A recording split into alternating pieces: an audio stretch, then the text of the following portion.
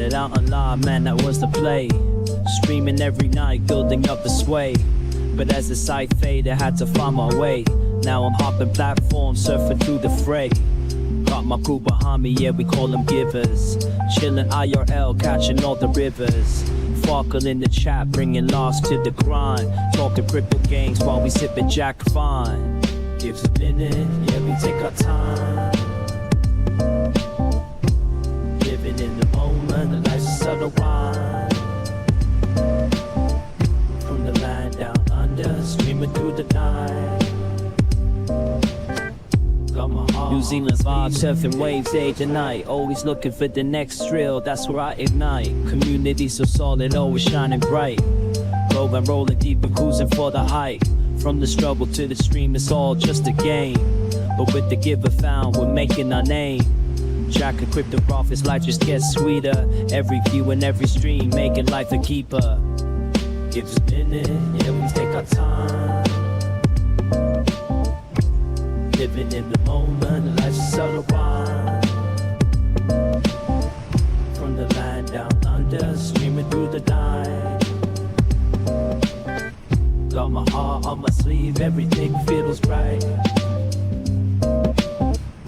So here's to the journey, no regrets in sight. Each laugh and each tear, it's a beautiful fight. Keep the wave rolling, let the good vibes flow. We're the givers, together in the show. Gives a minute, yeah, we take our time. Living in the moment, the life's a subtle rhyme. From the land down under, streaming through the night. Got my heart on my sleeve, everything feels right.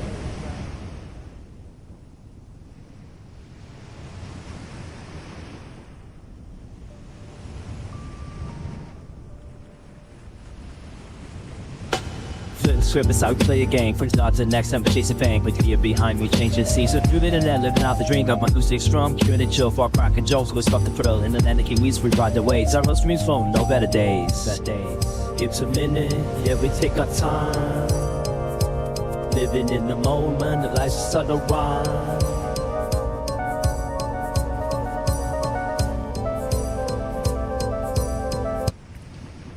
Hello, the internet. It is Tuesday, the 24th of March, 2026, and welcome back to the channel.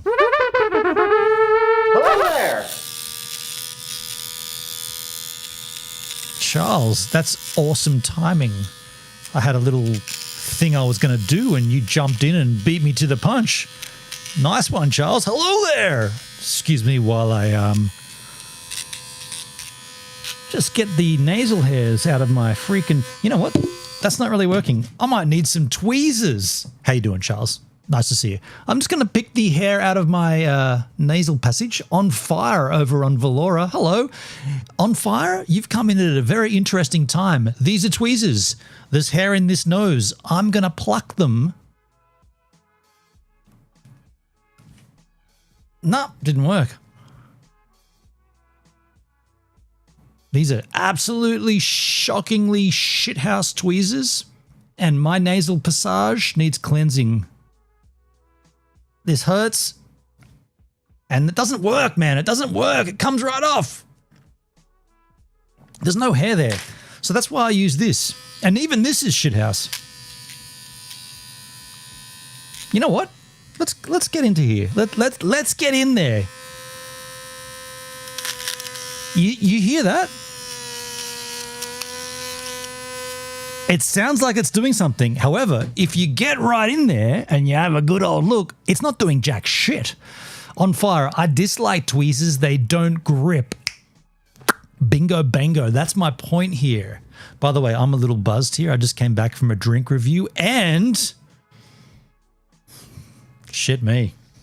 I also just came back to my M5 Max arriving. So there's been a big day, but we'll open that later and we'll talk about that in a bit. But I came back from this Jack Daniels review and I'm a little buzzed. There's also been some horrible news. Someone in my world died yesterday, and yeah, I guess I'll do a stream tomorrow about this person. But horrible, just on the one hand, I was like, okay, so Lino's dead and I don't want to do a stream where I'm boozing and having a good time. But then I was like, well, hang on, this was already planned. This is how this is rolled. I'll do a stream dedicated to Lino tomorrow. Life,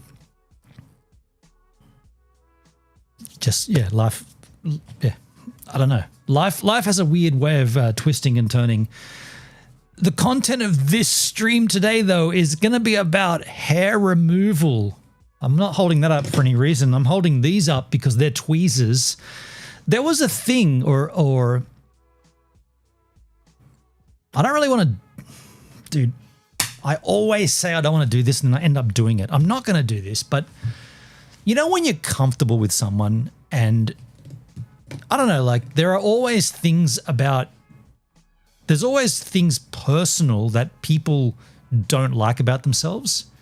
And when you get into a relationship and you get familiar with someone, you feel like you're in a safe space. You feel confident and comfortable enough to tell them about the things you don't like about yourself.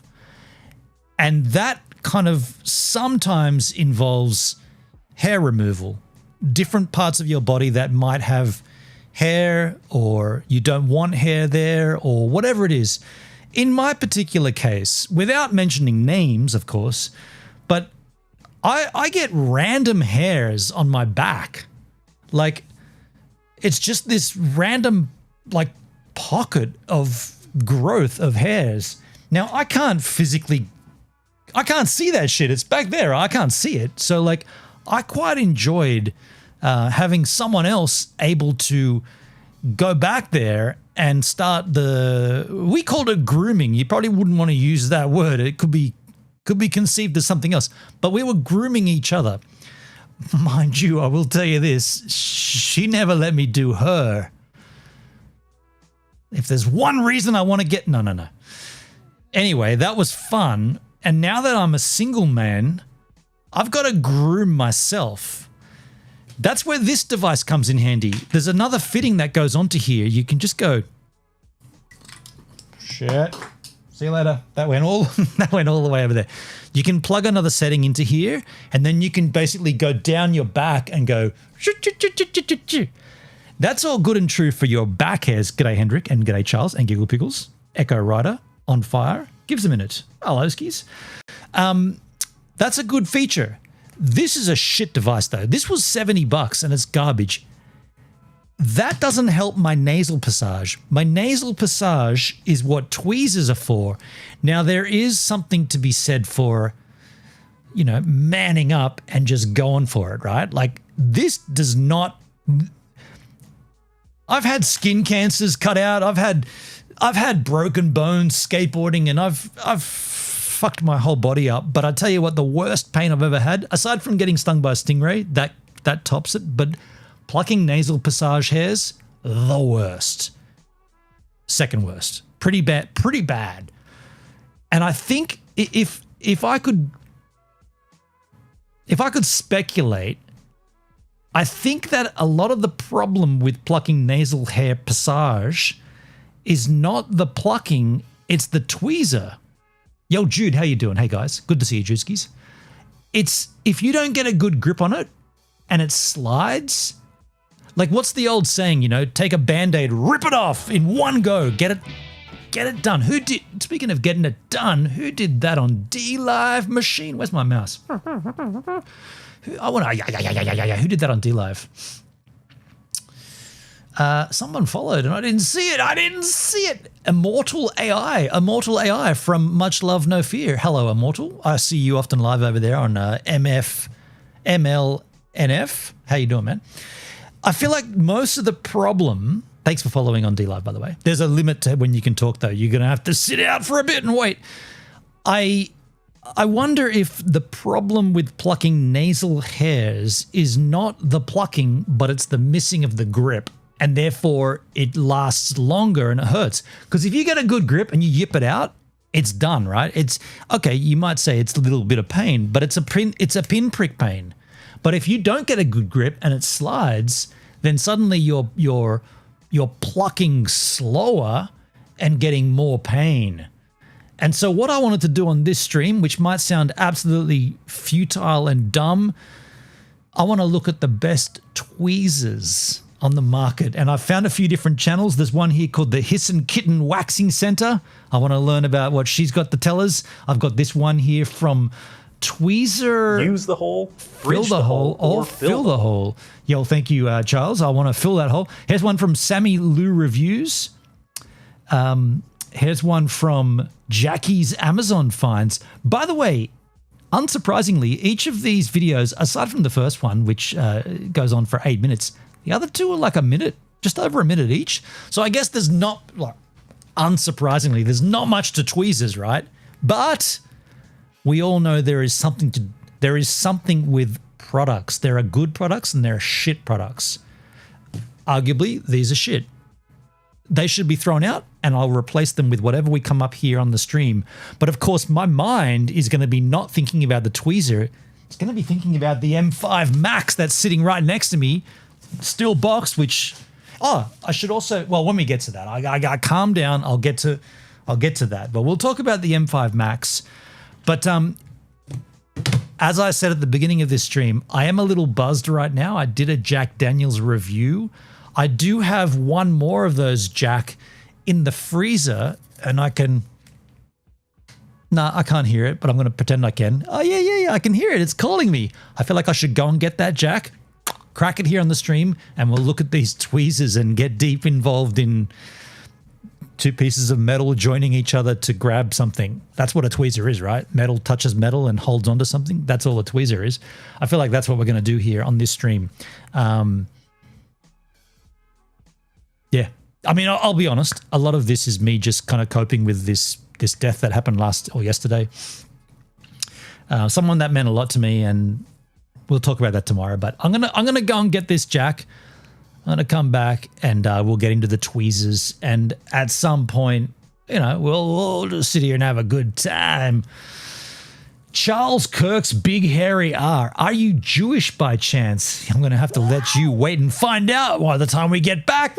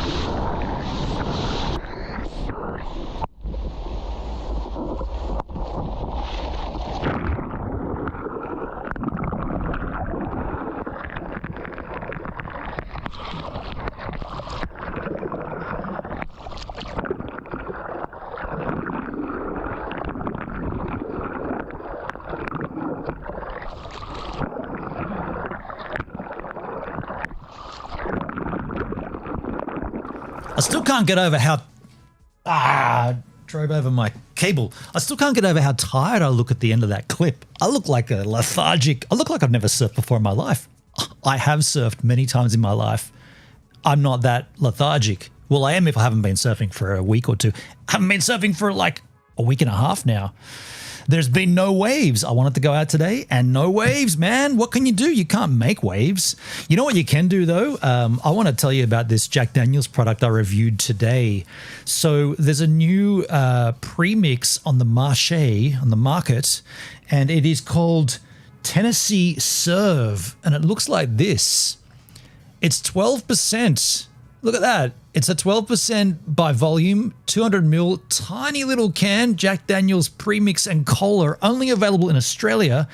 I got to tell you, this adds to the list of premix ready-to-drink Jack Daniels and colas that we have in this country. There are as many of them, so many that I decided to do a review today of all of them, comparing this guy and where it sits in the market. And then I went even harder and said, which one's the best dollar value? Which one gives you the best bang for your buck? Which one gets you the most alcohol per millage? And which one gets you the most millage per dollar? And I don't want to spoil it for you, but I will, because I kind of want Hendrix here. I kind of want to talk to Charlotte, no one else listen to this right now. Just everybody else just tune out for a second. And Charlotte, if you're watching, after reviewing all of the different pre-mixed RTDs available in the market, the most affordable, the most beneficial in terms of Jack Daniels whiskey per millage compared to the dollar value worked out to be the Double Jack, which we all knew, right? Dubs is the winner. Even with this crap, right? Okay, so just a side tangent here. Side tangent? Yeah, that's side tangent and sliding into it. To a side tangent, this might look like a rad drink, right? 12%. You might be like, that's sick, dude, 12%.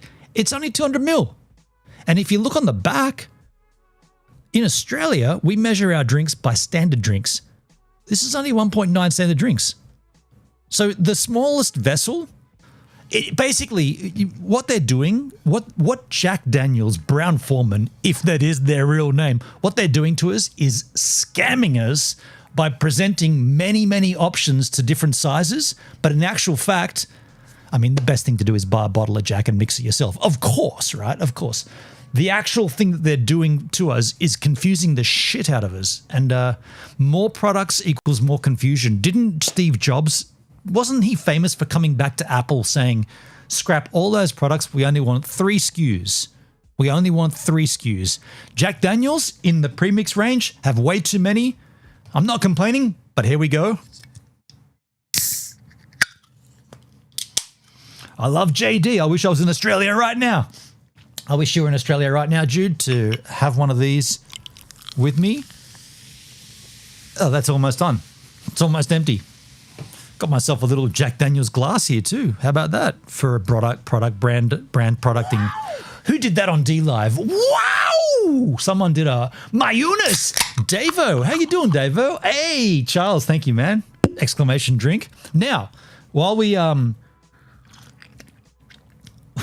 enjoy our 12% Jack.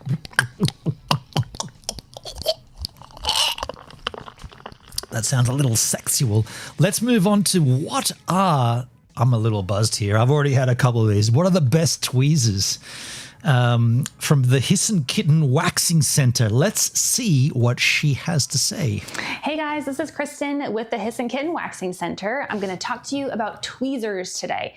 Now, before I jump in, if any of y'all have any questions, comments, concerns, feel free to comment down below, like, subscribe. Also, if you are either a licensed esthetician or cosmetologist. Shut up. Just before I jump in, just jump in. Or currently in SC or Cosmo school and you're on Facebook and like to join groups, then feel free to join Wax Club. No. It is for professionals only, but it is just get to the fucking point. Feel free to join. Actually, who am I to say? I'm the king of waffle. How dare I tell this woman to get to the point? I waffle like I'm a waffle iron. Now, tweezers. Okay, so there's a couple different types of tweezers and I use them in different instances. So I'm going to explain all of that to you. So the classic tweezer that I use with pretty much every service that I have, there's always one random hair that is just not having it. I'm going to use these tweezers like this. So I have been using a company called Tweezerman for a long time. Tweezerman? They have never steered me wrong. They are quality tweezers. I probably had these tweezers for... Tweezerman? And it's a female hygiene product? Fuck. Oh my gosh, I don't know, like 8 years or so. I've had them for a long time, but they're amazing. They look good. And they are super high quality. So with these tweezers, what would you say her eye color is? Is that a gray blue? She's got 3 lights going on. 4? She's got 4 lights. That's an overkill of lightage. I'd say her eyes are... Oh, by the way, her nasal cavity is very clean. I envy the navel cavity of her passage. Why is my chat not scrolling? I see it in the stream chat. What's with her eyes? She must be high? No, she's got different light settings. My chat's not scrolling, Hendrik. I see it there in the stream, though. You'll see the end right here is slightly slanted. So it's got a flat end that has a slant on it. Hopefully y'all can kind of see that. There you go. A slanted edge. So these are like the classic tweezers. I use these, like I said, for pretty much everything, especially for eyebrows. Can we also pause to note that her lipstick, which I'm assuming she has lipstick on, that lipstick almost identically matches the color of the tweeze. Does it not? I mean, she might have color graded that in post, but that almost exactly matched. I mean, those are the kind of things that I notice. There's like a little, pesky hair that is just not going to come out for underarms, for legs. You know what else is working here? I noticed that too. Hendrik, you notice it? You know what else I'm noticing, which is a subtle, noticeable? She's got what's the one on your eyelid? The mascara, right? She's got mascara that is very close to the color of the lipstick and the tweeze. And so whenever she blinks, there's an additional area that draws your attention because the colors are all matching. These are things I notice. She's also quite attractive, but that's a surface thing, but these are the subtleties. Randomly for like an ankle or something like that. See? I'll use these tweezers. These are amazing. You absolutely need to have a pair of like the classic tweezers like this. Okay. These are amazing. Okay. Next. Amazing. These two, I'm going to show you two. These are going to be similar, but they're also different. So Classic. We have... She must be an interior designer. Also by... No, she's a makeup artist, so she understands that. By the way, check this out. I'm going to pour another little, and this is almost going to be the end of this. Look, I've had that much off the top, and I'm going to add more to it. Oh no, there's still the next pour will be the end of that can because there's nothing in these, man. They're so little, Tweezerman. So this one has, let's see if I can get my camera to focus on the tweezer and not my face. This one has a slightly, oh wow. So it's a pointy tip, but it's slightly. I bet her furniture is pink. Maybe I don't feel like the one that she's showing is here. I don't think this is going to be suitable to me. I need to get in there and get potentially grab more than one hair at the same time and yank it. So if the smaller, clasping area is small, the smaller the grabbing area, the more pinches you're gonna have to make, right? You want one that you can just go up there and go and grab all of them and yank them all. What is curved? That's the word I'm looking for. Couldn't think of the word. It's slightly curved. Hopefully you can see it. There we go. Oh wow. So that looks like one that you'd use to pull out, if you fucked up and fell over and got gravel rash and you had to pull twigs and dirt and asphalt out of your arm because you slammed skateboarding. That's what you'd use one of those ones for, right? these tweezers are They're surgical. amazing. These are my second favorite tweezers. I will use tweezers like these with that pointy edge where it's just slightly curved. See, I don't want that point going anywhere near my nose, like into my nasal passage. And like, let's be clear, a lot of this was like the genital area. Like I don't know if I want someone with an implement like that down by my tackle. I don't know. And especially for things like ingrown hairs, you can very gently and easily just kind of like poke underneath. Yikes, so right on, Jude. Ingrown hair where you can see the hair through the skin. Like there's just a very thin layer of skin I get you. over that hair. You tend to see these a lot with leg waxes because people will say they're exfoliating and maybe they are, but clearly not enough or very much, because you can like tell. Like I've seen people where it looks like I should be able to wax. By the way, I'm no longer exfoliating. I gave that shit up when I threw those pink exfoliate. I'm not exfoliating anymore. I've given it away.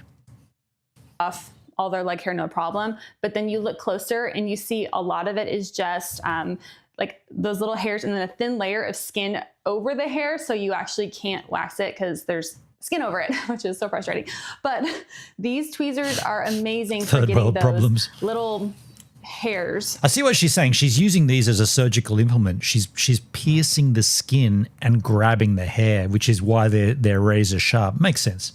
That are just, just a little bit under the skin. And I tend to like the ones with the slightly curved edge because for whatever reason, it doesn't tend, like you can't feel it as much, if that makes sense. Ouchie, so mama. These are the other tweezers that...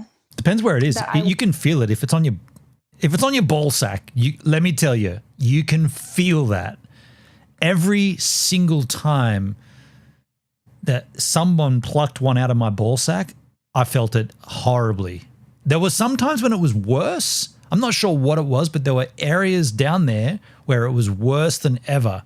And then there were areas where it was like, man, that doesn't feel good. But then there was points where it was like, that doesn't feel good at all. And I think if I and I don't know this girl because I thought I knew her, but I reckon she enjoyed that shit. I reckon she got a kick out of it. I reckon she got off on that, to be honest. Too much info? Sorry, Jude. Sorry about that. I find it difficult to not include personal things. I also just farted.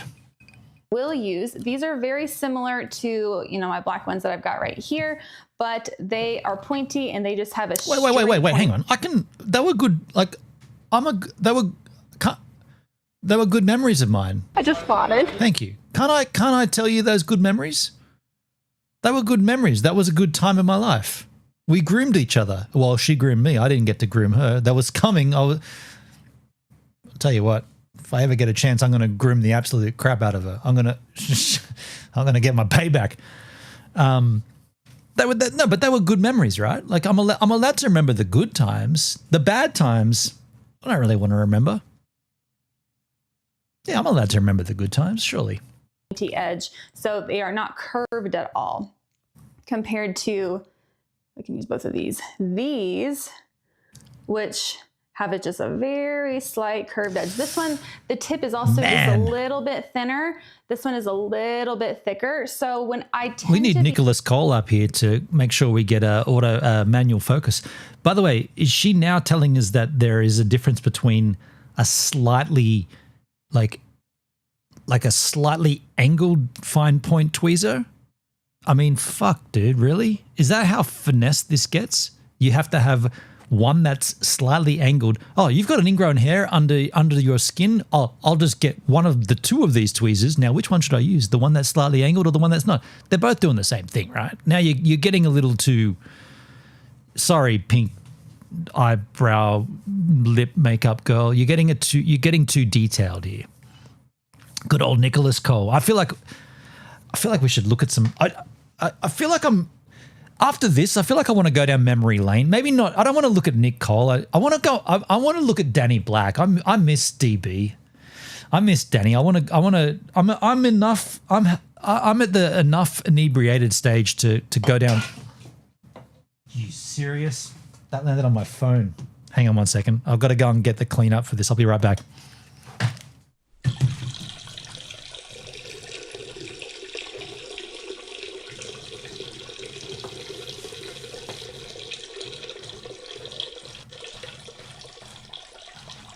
You don't want to knock over a 200 ml Jack and Cola because as soon as it knocks over, you lose nearly half of it. That was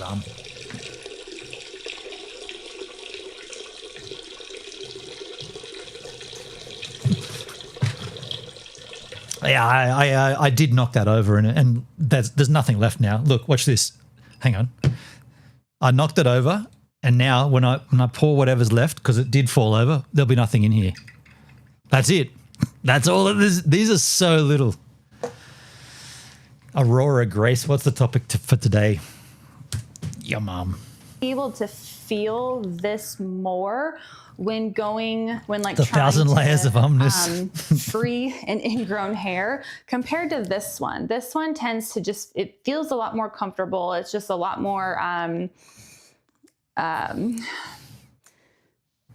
unnoticeable for the client. And I know this just because I posted it on. Oh my God. Okay, so you've lost me. Sorry, girl. I love looking at your pink lips and your eye makeup, but you've lost me. Talking about the differences in tweezers, there's not much into it. So let's take a look at the Tweezerman review. This is 1 minute 15. Now, if you can get any more concise than this, show me. I don't know what I did with my tweezers, so I don't know if I threw them out, but I always go back to the Tweezerman brand. Look at those nails, man. They're rad. They're like the real... Is this the chick from the White Stripes?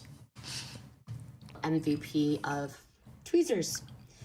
I love the color. Not frustrating. Frustrating? How the fuck? Oh, sorry, I don't swear. How can your tweezer be frustrating? Did she say that the tweezer is not frustrating? What is she talking about? Not frustrating? They're like the real MVP of tweezers. I love the color. Not frustrating. You can't miss any hairs. What are you talking about? These tweezers make me frustrated. These pretzels are making me thirsty. What is she mentioning? Like what? If tweezers are making you frustrated, you need to talk to someone about that, right? That goes deeper. Not frustrating.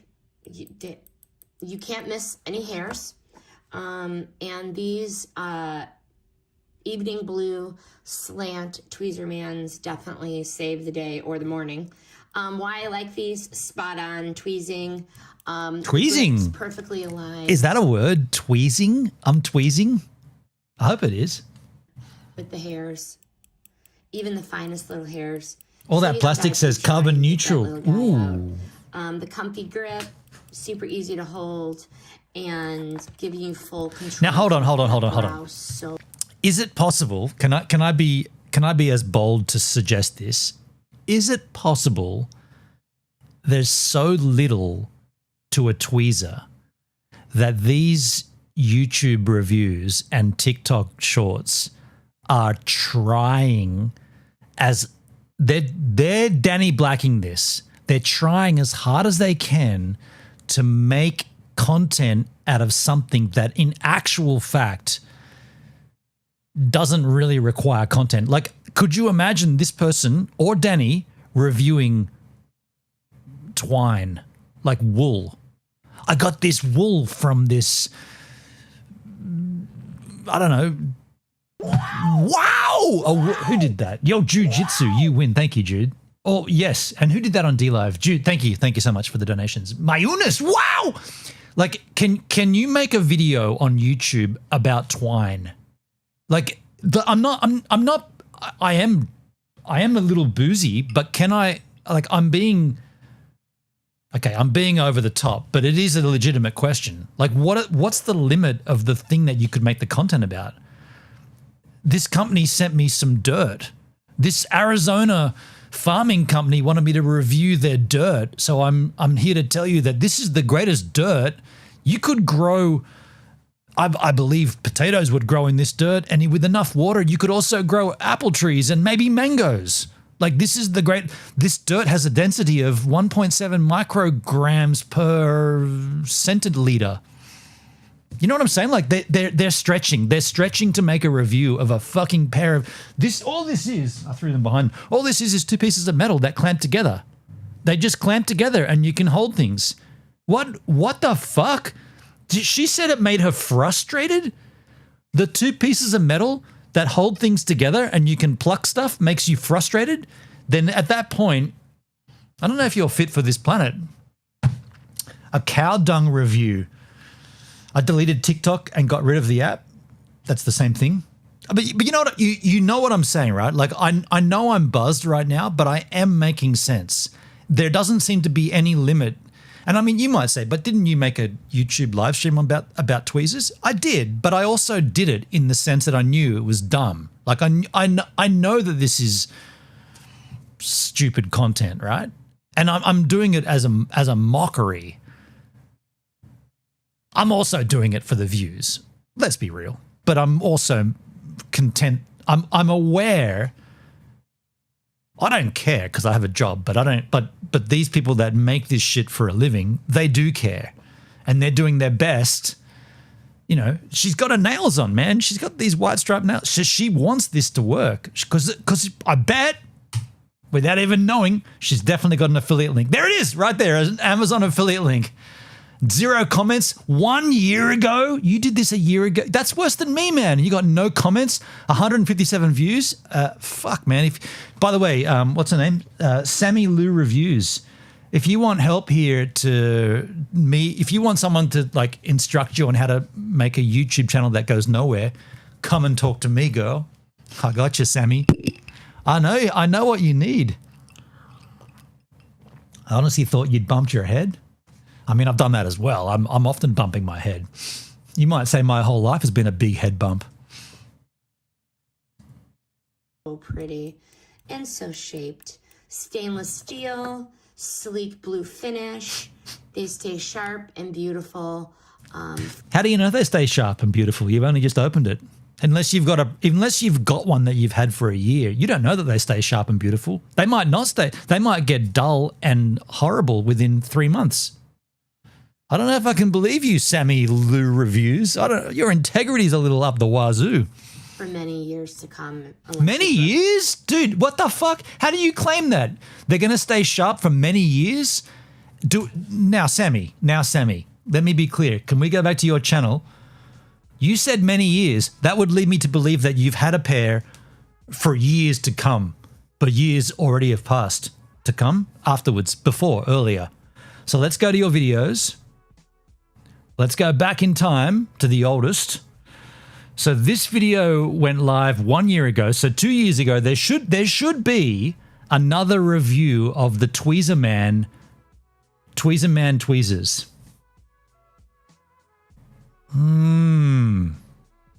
Let's search for the word Tweezerman. Press Command Enter. I didn't mean to do that. Command F. The fuck's going on? Is it not? Oh, yeah, here we go. Tweezer. Sorry, I don't use Firefox often. It's down the bottom left. TW. There's no Tweezer. Phony. She's a farce. You know who's not a phony? Askel 5647. Super affordable and effective. That's why I clicked the stream. Yo, Askel 5647. You don't seem phony at all. You and I could really get along, Askel. I feel like you and I could have a great lasting relationship based upon longevity and conformity. Based upon origin. What's it based upon? I can't do it. You're just a troll. Your content is so low quality. Dodo the Great. Dodo, I really feel like you and I could get along super well too. Dodo the Great. I'd love to have you guys here in my stream. I also think you're irrelevant, but it's kind of funny to entertain the trolls. You know what? Why not entertain this? Here's another YouTuber. Jackie's Amazon finds with a whopping 67 subscribers. 1 year ago, Revlon Expert Tweezer Slant tip review. This has had 140 views with one comment from Chrysalian View. All they did was say Revlon Tweezer. That's an awesome comment. And the channel upvoted it. All they did was they just commented on the thing that you... Okay, this is going to be awesome. I'm interested. Hey guys, this is the Revlon Expert Tweezer Slant Tip. Okay, so this is the design that it has. You could see that it has a grid finish on the out, which is good for gripping. Yeah, because everyone's dropping their tweezers all the time, man. Like I go to pluck out my nasal passage hairs, and my tweezers. I'm there plucking. The next thing, it's out the fucking front of my house. You know, they're so hard to hold, man. They're so cumbersome. I can't believe tweezers. They need a grip, man. In fact, they should also have a little lanyard that goes around your wrist in case you drop it, because you know it's usually in the bathroom. By the way, this I'm being dumb, but this is actually a pretty salient point. Usually you're in the bathroom. What's the bathroom? There's a bath, there's a toilet, there's a bathtub, there's a sink, there's a shower, there's sometimes a bidet. If you don't have that around your wrist and you go to tweeze your plucks and you drop it, it may fall into the toilet. And the next thing you know, you got to fish out into the U-bend, and you're down there sucking out the tweezer. If you had a little lanyard, that wouldn't happen. I think Gives a Minute should make a tweezer. You know? Actually, don't. We're not doing that. Anytime you buy a tweezer, I've had plenty of tweezers in the past, specifically Revlon always comes in clutch with their ergonomical design. So this Ergonomical design? So what, you hold it between your index and your thumb? No one else has thought of that, folks. No one. No one that made tweezer thought, hang on, they might hold it between their thumb and their index finger. Nobody. Only Revlon. Only Revlon.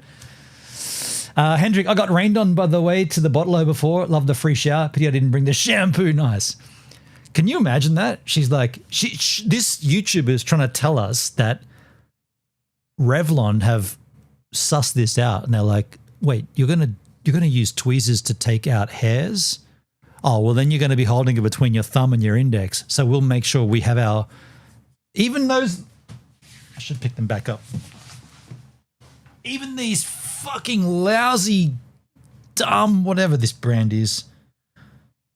There's not even a brand on this, man. It's just a stupid fucking pattern. Even this crap, they know that you're going to hold it in your index and thumb. Like that doesn't, that's like saying some Sterling, Royal Dalton made a knife and fork and they decided to put the fork between your left thumb and your left index and the knife between your right thumb and your right index. That's how knife and forks work, dude. We've done that. It's done. It's already been done years ago. You can't recreate the tweezer. You can't. So why am I doing this? It's a good question. I want to get a good pair of tweezers. I just know that these are shit. You know why these are shit? Look at this. They stretch. They're not even tweezing at that point. They're just metal, right? They're just metal, and I've just bent it. So these aren't tweezers. These are just two pieces of metal. There's no gripping there. Like, I know I've got hair up there. I want to get a good grip, and they're not it. It's the second time I've done that. Screen spinning on beam. That's on you. specifically has a slant tip design, and I'll show you here. So it's not straight, it's on a slant, which actually makes it really easy to grasp any type of unwanted hair or even a splinter. Seriously? The slant of the tweezer makes it easier? You know what else could make it easier? If you just angled it slightly.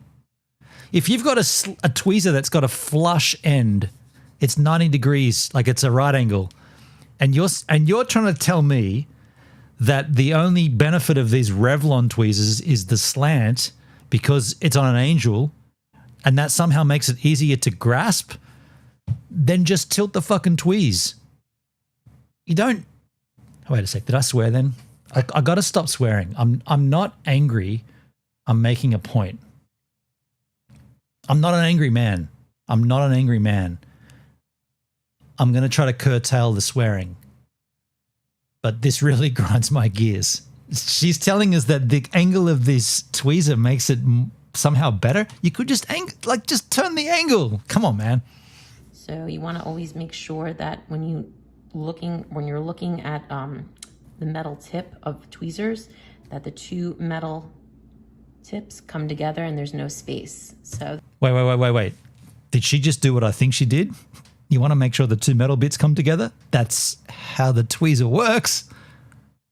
That the two metal tips come together and there's no space. What a genius. What an absolute genius. I was so concerned about how tweezers worked. So the two metal tips, they have to actually get together. They have to clasp together. They have to join up.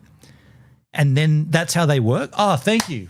Thank you. I mean, where would we be without a YouTube channel to tell us how tweezers work? I want to subscribe to your newsletter, but that's nothing wrong with the odd F word. Hendrik, there's nothing wrong with the odd F word, but I know, like, my ex is an angry person and that's rubbed off on me, and I don't want to be an angry person. So I've physically, or not physically, I've mentally said to myself, just because she's like that doesn't mean you have to be, now that whatever's gone down, right? I'm not angry. I'm not an angry person. She is, and that's her world, not my world. I'm gonna try to curtail the swearing.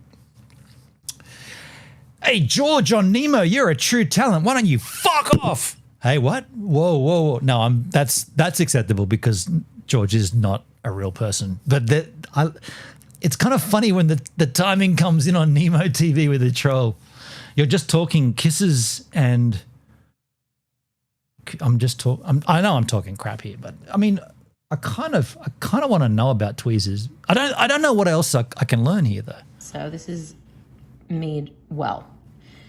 Not only is it made well, but it also, again, is very easy to hold, and you're not gonna.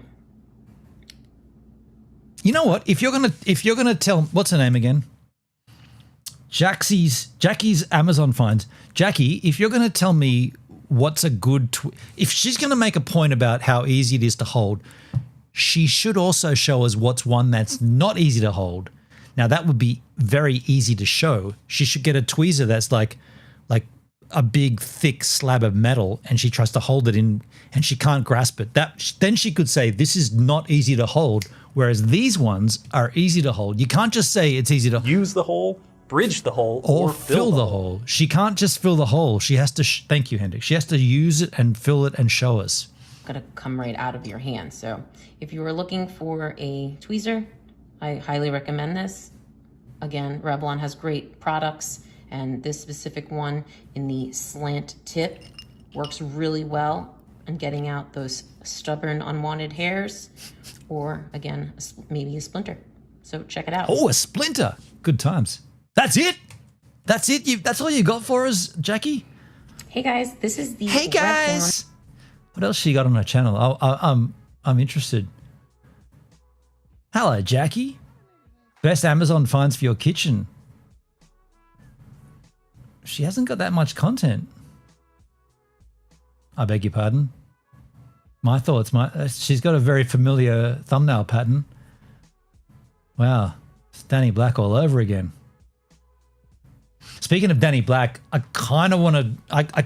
I'm at the right level of like buzz to go and look at Danny Black's content. Do you want to do it? Do you want to go and take a look at? Look. I'll be honest. Before we we'll do this, but I want to be clear about it. How do I word this? Should we open up the MacBook first, though? I got an M5 Mac right here. It's boxed up. Should we do that? Should we take a break? Should I open up the M? There's some similarities. There are some, Charles. There's some. I've got an M5 Max right here, GPU extended. Should we open this up first? What the hell are you talking about, Axkel? Askel, have you not been watching?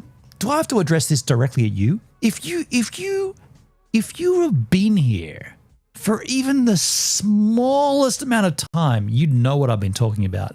But for you to come into my chat and demand, what the hell are you talking? Are you a refugee? Now you're trolling. And here's what I've got for you. It's coming up from back here. Axe Girl. Wait. I got something for you, Axe Girl. My arm's hurting. It's coming. Axe Girl. That's for you, Axe Girl. Hello. Welcome to the channel. You seem like a real nice person. It's good to have you. Put it up your What is It's good to have you here, Axe Girl. What the bloody hell are you saying, you twat? That's what I'm thinking, Dodo. What is Axe Girl saying? What is Axe Girl saying, man?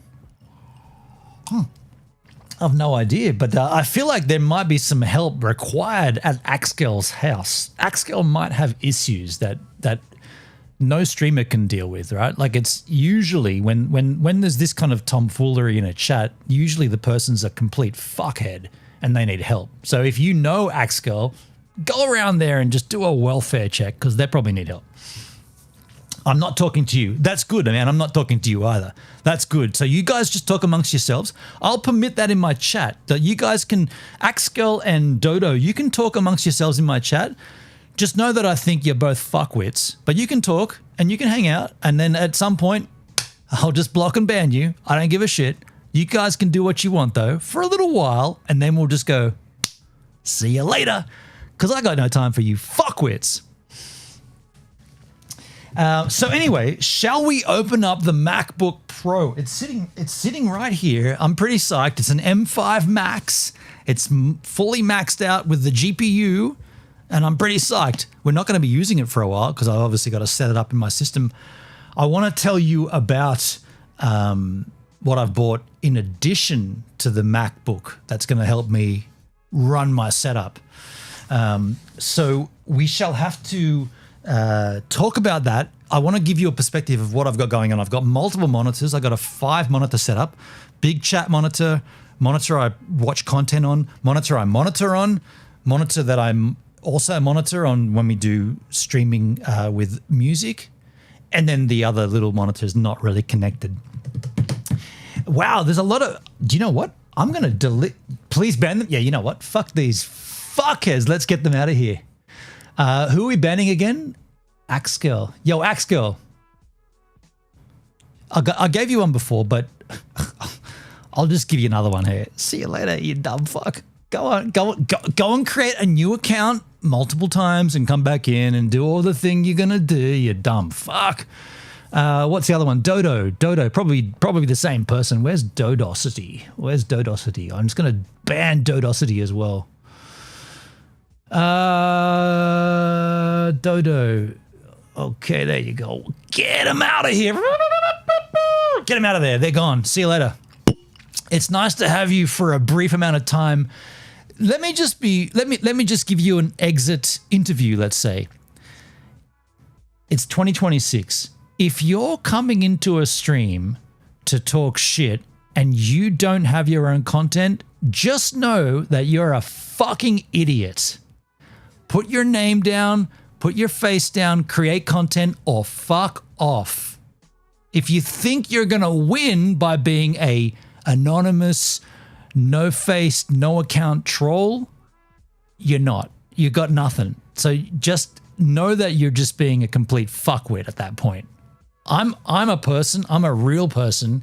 You're not. And that you hide behind that. And you think you don't think the internet's savvy to this shit. You guys that's 2004 internet. Go back to fucking 4chan shit in 2004 and you might find a home. 2026, you don't have a home here. So fuck off. We're here to have a good time and we will. And you know what I do? We used to do this and it worked really well. Whenever someone came in and was trying to do all that shit, I just play the surfing clip and they disappear. So here it is.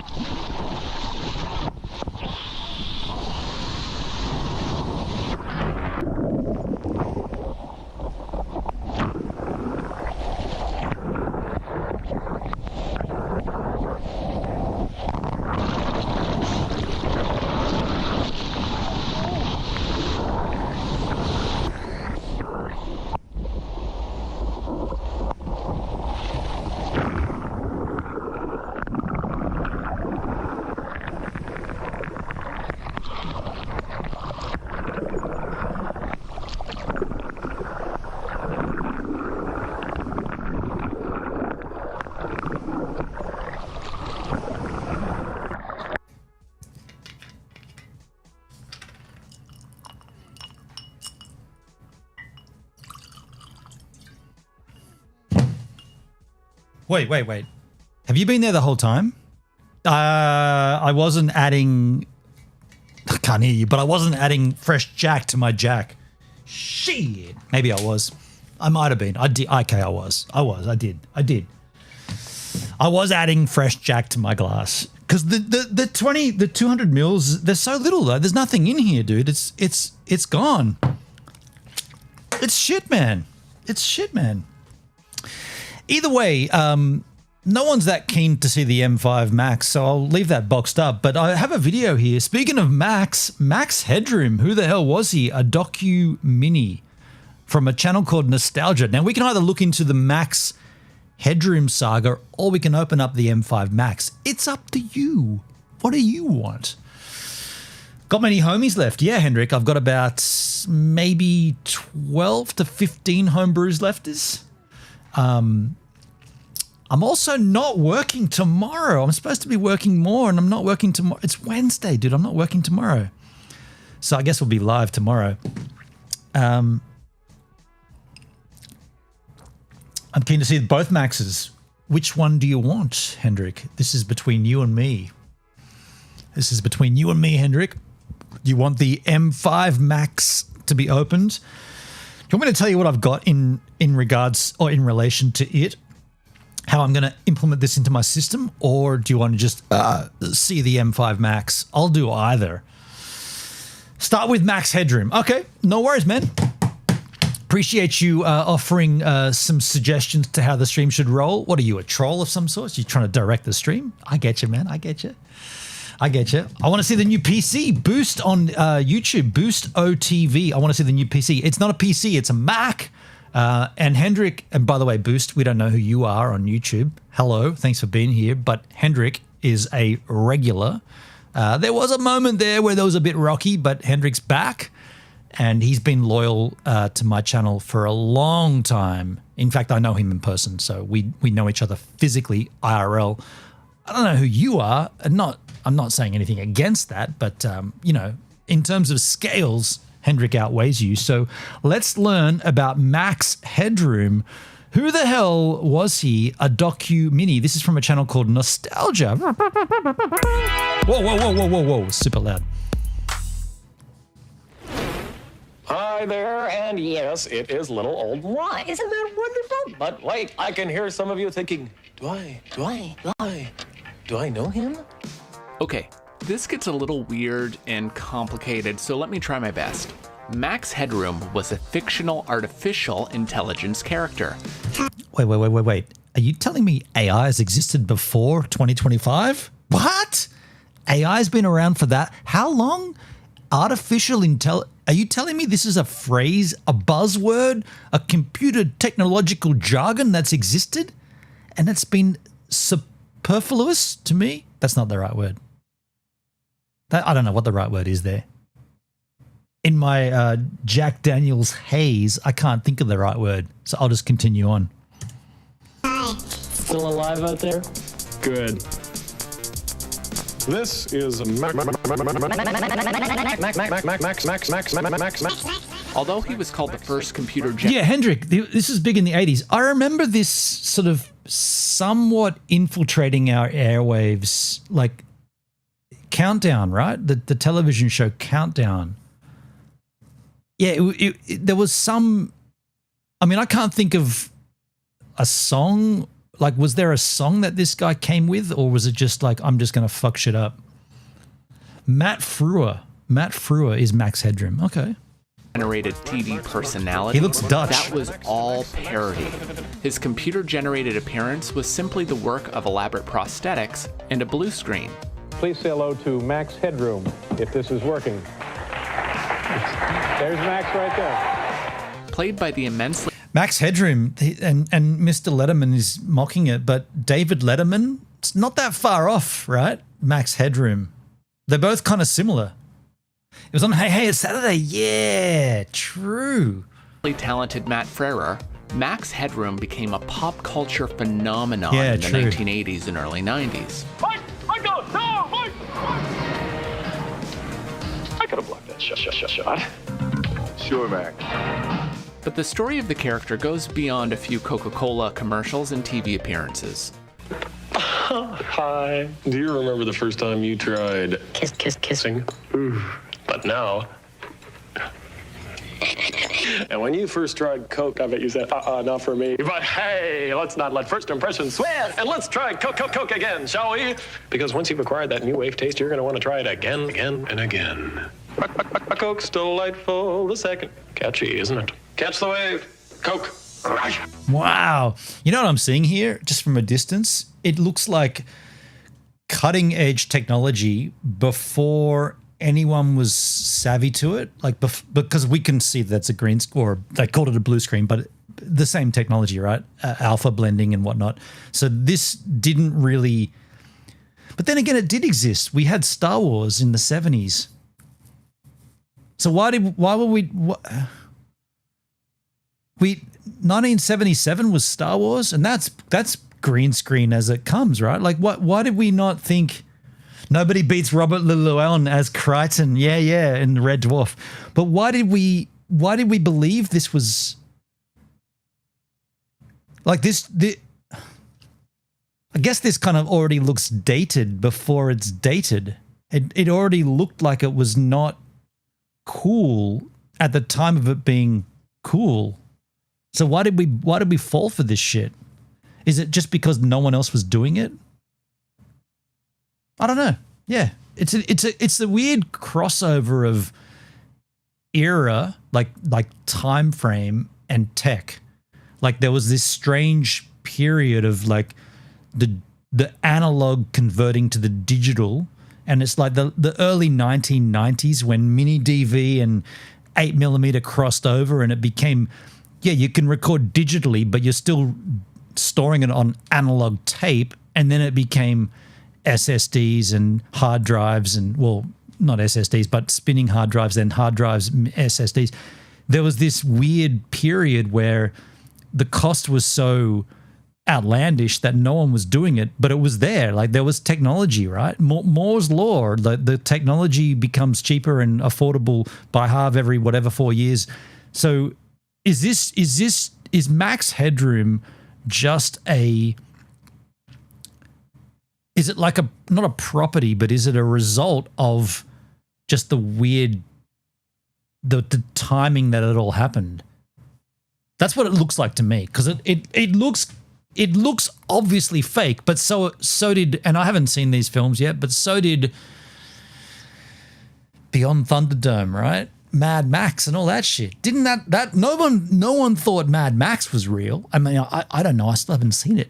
I haven't watched any of them, but I hear they're good Australian films, but no one thought it was real, right? It's all fake, right? All make-believe.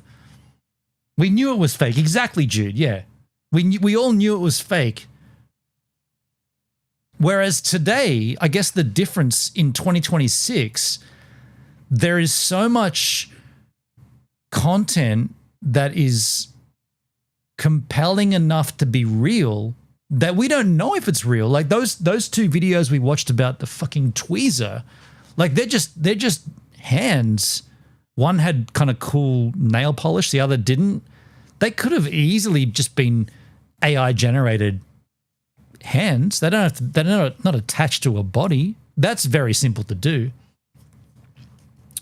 It was ironically presented. Jude, you think they presented this as phone? Okay, that might have been why it was compelling, because they weren't trying to convince you that this is real. They were just saying we're existing in this weird plane of whatever. Yeah, okay. I shot a ton of footage at Expo 88 on a camcorder. The footage is all gone. Dude, Hendrik, I was walking around Expo 88 in Brisbane. I showed you I've still got the passport book from Expo 88. Dude, we probably bumped into each other in Expo 88. That's funny. After the explosion of MTV in the United States, Channel 4 in England was looking to capitalize on the popularity of music videos. But I'm just going to take a quick slash while this rolls, but I'm still here with you. They needed a charismatic host who could weave the videos together and offer some commentary. Conceived by Rocky Morton, he envisioned a parody of the way music videos were currently being presented, which was a boring old talking head.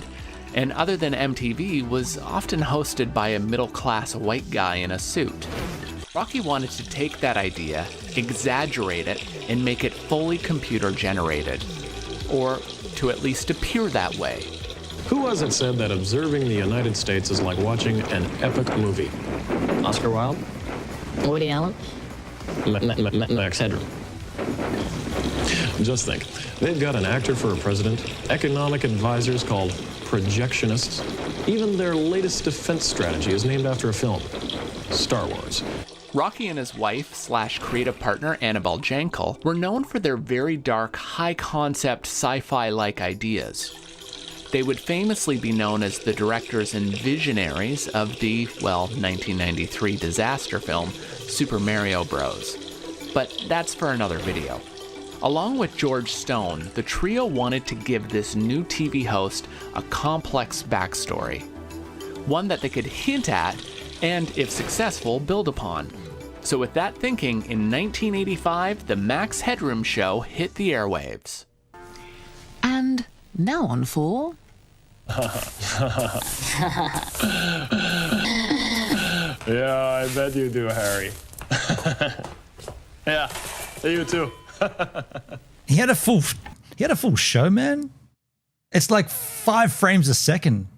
Like imagine trying to do this now. People would be like, "What are you doing, man? This is so bunk." He had a television show on Channel 4. And it's literally 5 frames every second. That's crazy. Just chatting away to Harry back there. The show and character were an immediate success. It was unique and unlike anything seen on television at the time. If that hasn't got Oscar written all over it, I'll eat my invitation to the award ceremony. Not only did it captivate audiences, it fooled critics, as Max won a BAFTA, a British Academy of Film and Television Arts Award for computer graphics. Wow. Despite the fact that, he was not computer generated. Hey, who are you talking to? What? So was it, I guess the real question is, was it done in real time? Like, was it broadcasted live as the acting was taking place, or was it edited and then broadcast? Hendrik, we more than likely did bump into each other. I was there every school after school. Dude, I was there. I mean, we could find out. We got family photos from we stayed in Sunnybank in Brisbane. We went to Expo 88 for 2 weeks. It was good. It was really good, man. The World Expo, that was amazing. Like that, as a kid, I think I would have been 11 or 10 or something. 88. Well, I was born in 75, so I would have been 11. No, 12. 85, 86, 87, 13. God, math was never my strong point. Yes, I was 13. Man, that was awesome, dude. I loved being there. I just loved like the whole world was there, you know, like different pavilions and that was cool, man. The World Expo. Knowing they had a hit on their hands, Channel 4, in partnership with HBO, launched Max Headroom 20 Minutes into the Future, a cyberpunk television film that would offer the backstory for Max. Gorster, I'm calling you on the link. How come this story is pulled? Edison, it's pulled. So here goes. The film would introduce Edison Carter, played by Matt Frerer, a TV reporter who discovers that his employer, Network 23, has created a new form of subliminal advertising that can be fatal in some viewers. In some subjects, it causes a short circuit. Some particularly slothful, perpetual viewers literally explode. Simple as that.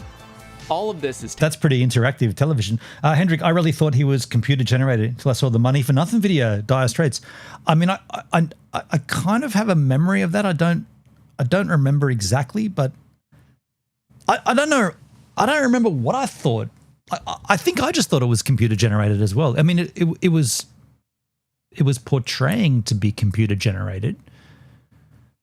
Yeah, that's weird. I never.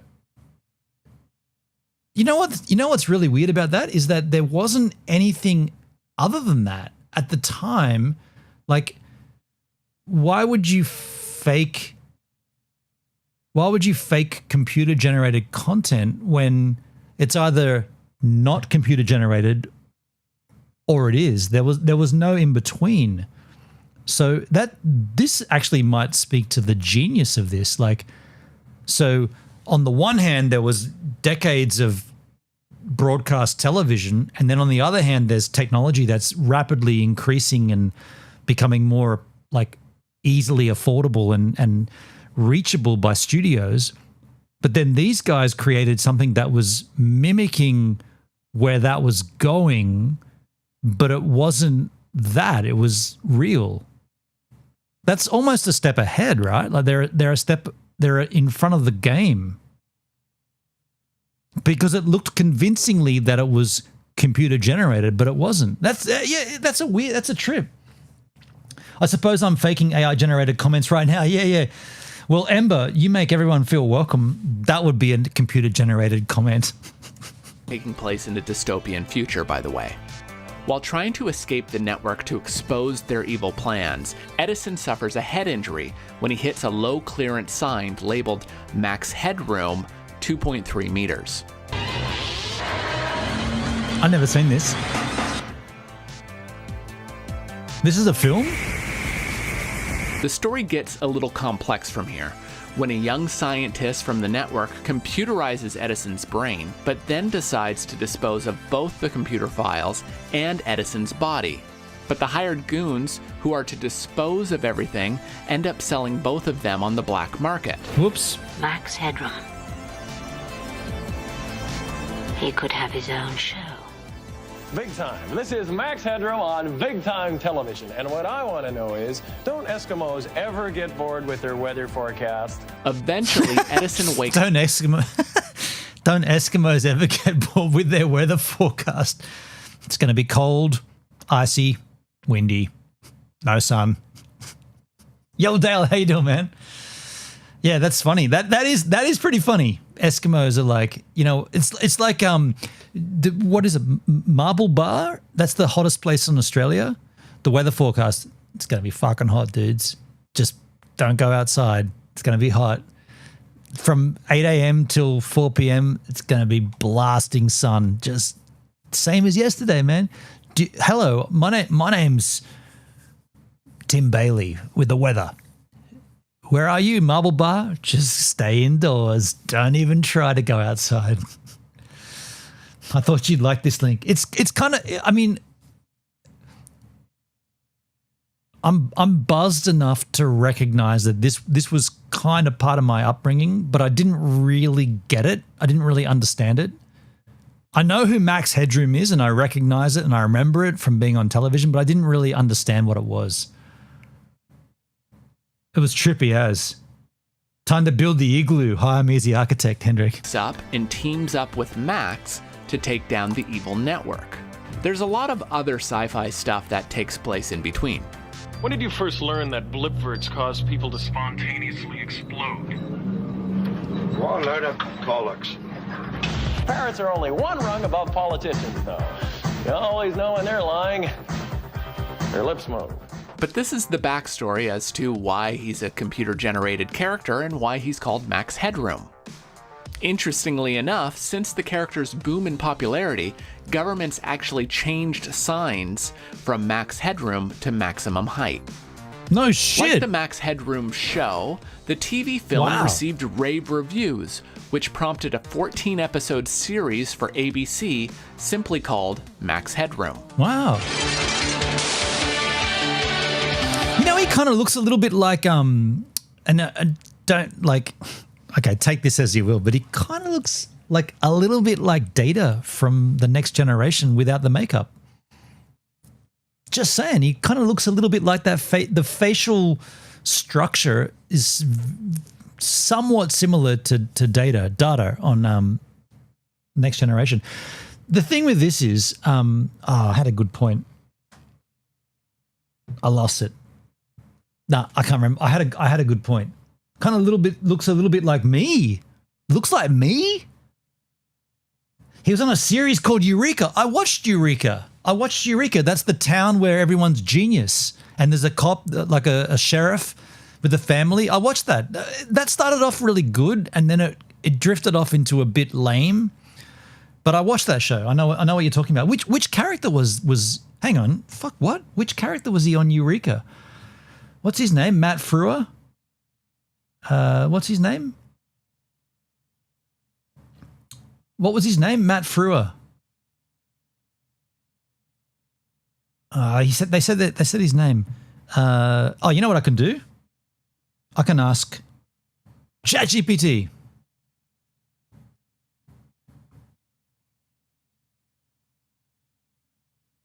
Here we go. That worked. Shit, yeah. Oh my God, it worked. What was the character Max Headroom played? This is not the right way to ask it, but it'll work. Played on Eureka. It'll work it out. In the show Eureka, Matt Frewer, the same guy who famously played Max Headroom, Dr. Jim Taggart. He's introduced as a former member to Jack Carter, right? The Jack, yeah. Show me a photo. Show me a photo. I can't remember that character.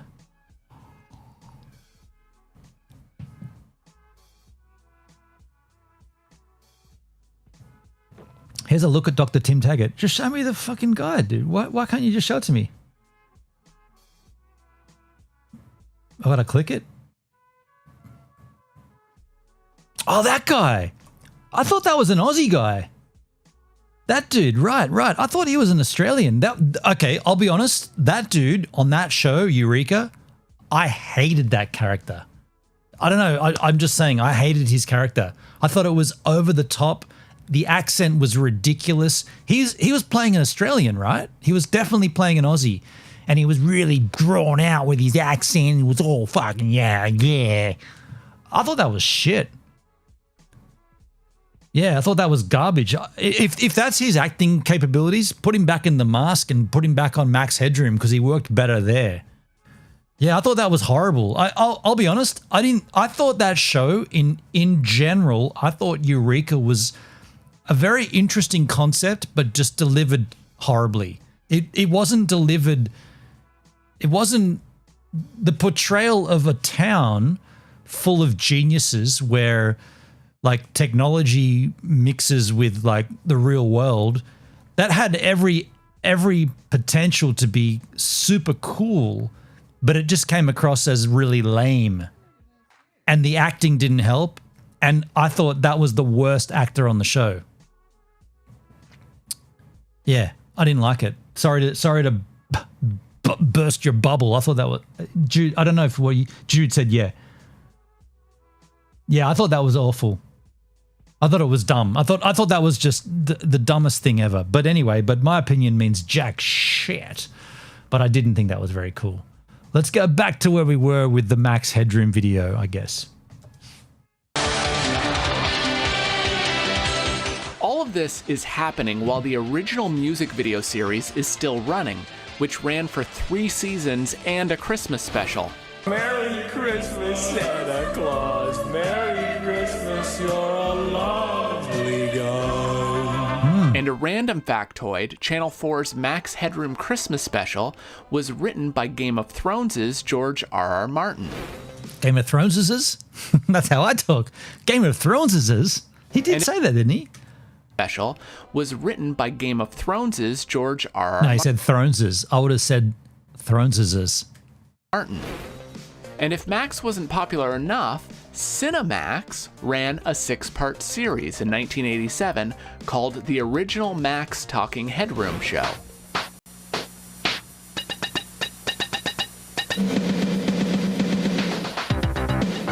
And like all great pop culture phenomenons, Max would transcend the silver screen into the world of advertising. I was going to say, what did he actually do? Like, aside from being a computer-generated celebrity when there wasn't any, what did he actually do? I mean, it's no surprise that we saw the Coca-Cola endorsement, but it's no surprise that big brands got involved and went, oh, wait, the world's turning computer?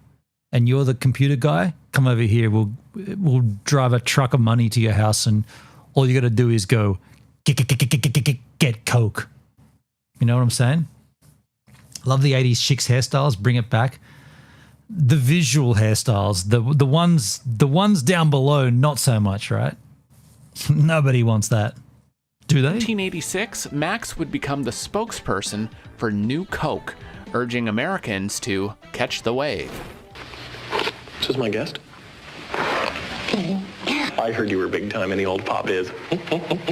Well, I'm going to take that as a no comment. So, nitty-gritty time. What I'm talking about, and you're not, is that more people prefer the new refreshing taste of Coke over Pepsi. Sweating?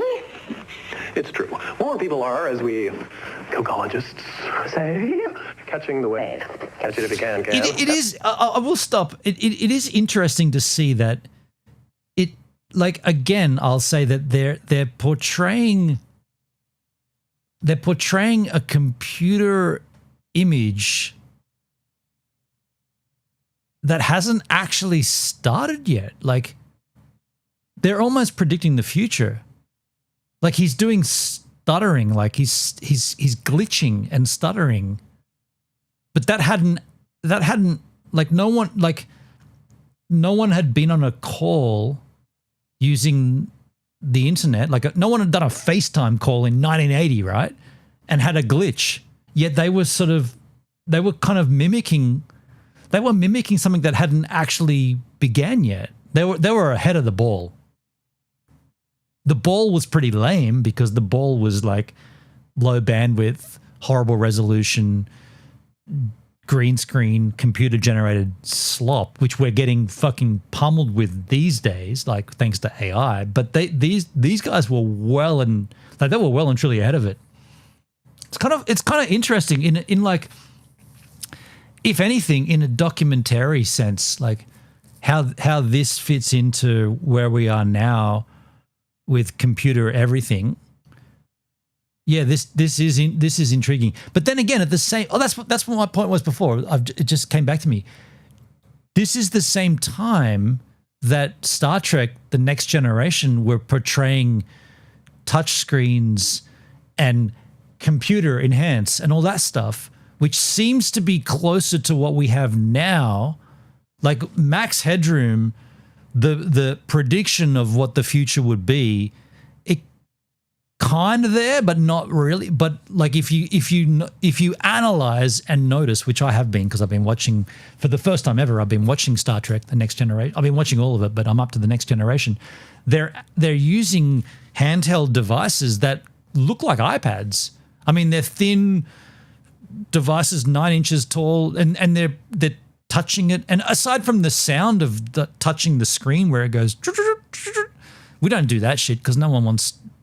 But we have a version of that. We have haptic feedback where the device like moves or vibrates with a touch. So you have the feedback of you're getting a stimulus from doing something in the sense of Star Trek when he taps his, bridge to engineering, he taps his thing and there's a noise. That's the feedback. So we're getting a version of that. But what I'm saying is that Max Headroom, this character didn't quite get it right, but yet Star Trek seems to have got it not right, but closer to being right. Yeah. Benon, some very intelligent people have good ideas of how the future is likely to go.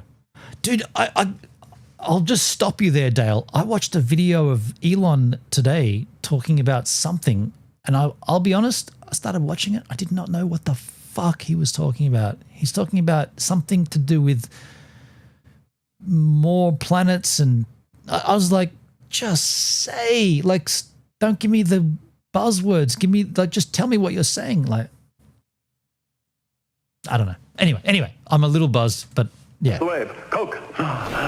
But despite his popularity in the clever adverts, which were directed by a young Ridley Scott, New Coke... Ridley Scott? Isn't that the dude who did Alien? Ridley Scott? Alien, right? At least the first Alien.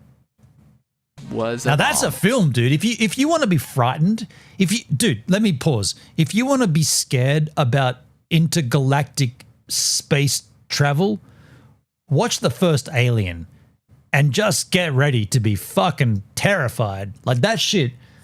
Wow. Like I can watch that in 2025 and I'm still, what is it, 2020? I can watch this year and I'm still scared. That stuff is frightening as shit. Aliens, yes, the sequel. Alien 3, not so much. But Alien 1, like Alien and Aliens, number 2, wow, man. That stuff is, that's like, Alien is like watching Jaws, yet the shark in Jaws is convincing enough to still be frightening in 2026, which it's not, right? When you watch Jaws, you're like, what the hell? Did that thing really frighten me? That's like so clearly a rubber, that's a piece of metal with a rubber thing stuck to the end of it, right? It's so dumb, right? The story is still whatever, but the graphics are dumb. In Alien and Aliens, it's the same era, 1977 or something. It's fucking horrifying. Like, wow, so scary, man. I don't think I've been as frightened.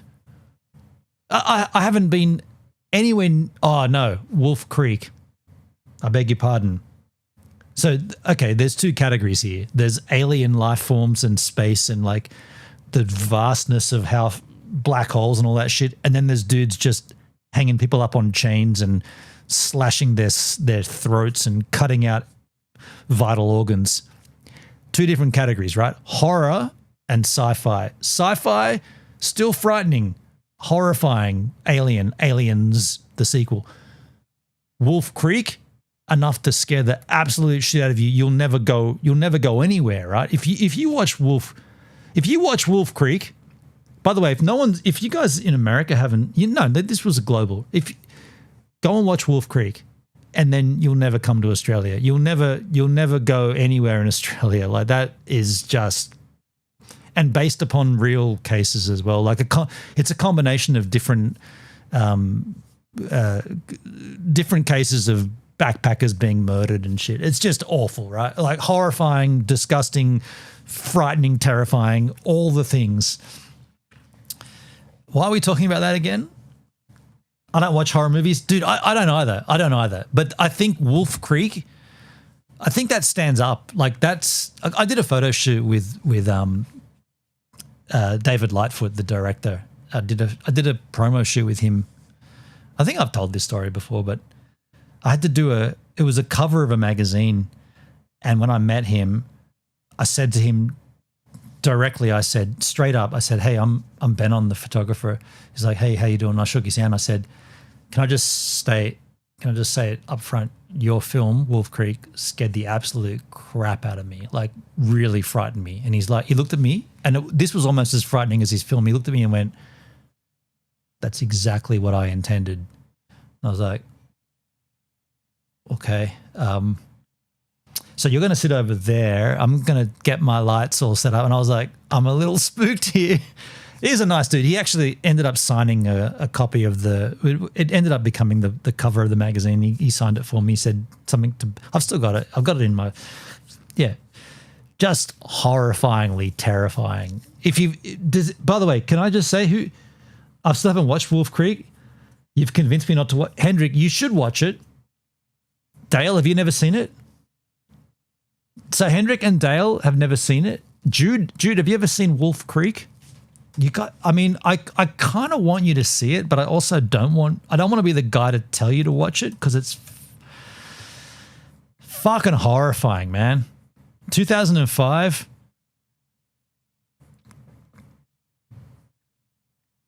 Produced, directed by Greg McLennan. Hang on. David Lightfoot. I thought he was the producer. Produced by David Lightfoot. What did I say? Directed by. Sorry, I got that wrong. Produced by David Lightfoot. Yeah, I feel like you should watch it. Like I don't know. Like it's one of those films where everyone dies. Like all the character. Like they build up. It's horror, right? The scariest part about that film is that this shit actually took place in this country. These are the structure of this film is based upon real events that did go down they're not all together in the one story, but they're all part of the lore of backpackers getting fucked up in Australia, getting dismembered in Australia. They're not all the same thing, but they're all loosely tied together. And I feel like it does have its place in cinematography, in that style, in that genre, because you will not feel good when you finish that film. You're not going to walk away going, let's go and count the daisies and go to the hospital and look at all the newborns. You're not going to be happy. You're going to be like, fuck, the world's shit. The world is a horrible place, which it is, to be fair. The world isn't all roses and daisies. It's fucked. This film dips into that, and it's depressing and it's gruesome, and it's done so well that you will be scared absolutely shitless. And I'm an adult. Like I'm well and truly an adult. I believe I'm 50 and I still get fucking pull the blankets up, right? When I'm watching Wolf Creek, I will be there like, and I know what happens. Like I know where it goes. And there's one scene. That's going to be weird. Oh man, there's a scene at the end, near the end of this film, where you think you think that they're getting away, and there's this big long, and we've all, like, I've done this many times. You've been in Australia. I just farted. I have farted as well. There's a road that just goes on forever, and this person's getting away from the baddie, the good guy's winning, and they're getting away. And it's such a long, straight road that you know in the back of your mind before it even, like, I'm not spoiling anything because you know this from all horror films. You know that you're not going to get away. Like you think you're getting over that crest, and it's going to be a town or a police station or something. Nah, they get fucking done, and it's like, oh, they're so close to winning, and they just don't. They end up getting slaughtered. It's not really a spoiler because it's a horror flick and everybody dies in horror flicks, but it is so bad. What the hell are we talking about? Max Headroom, that's right. I apologize for deviating. And just as he was everywhere, by 1988, he was nowhere. I'll take a slash. His shows were canceled, Oh my God, New Coke yep, was done, this is very and the world had seemingly moved on from the character. Awesome. This is not awesome. It's been a great show. We're sorry that it's through. Goodbye is such a sad word.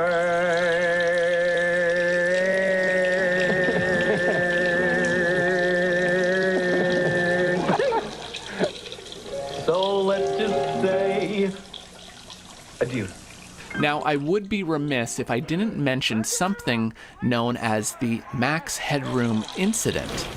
On the November 22nd, 1987 broadcast of Doctor Who, 2 Chicago-based TV stations had their signals hijacked in an act of video piracy.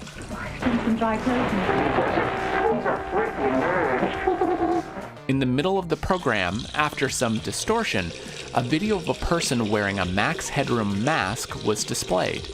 The video is creepy and weird and features someone getting spanked in the end. It's all bizarre. The first signal hijack lasted about 25 seconds, with the second lasting close to 90 seconds. Imagine you're watching Doctor Who and suddenly this appears on your TV screen. It's a little reminiscent of the Purge emergency broadcast signal. By the 1990s, Max Headroom would vanish into the sunset, only to appear again in the late 2000s to help promote Channel 4's switch to digital. I was big once. Back in the 80s, I was bigger than big. Yeah, I know. While I never truly experienced Max Headroom in his glory days, I have since become a huge fan.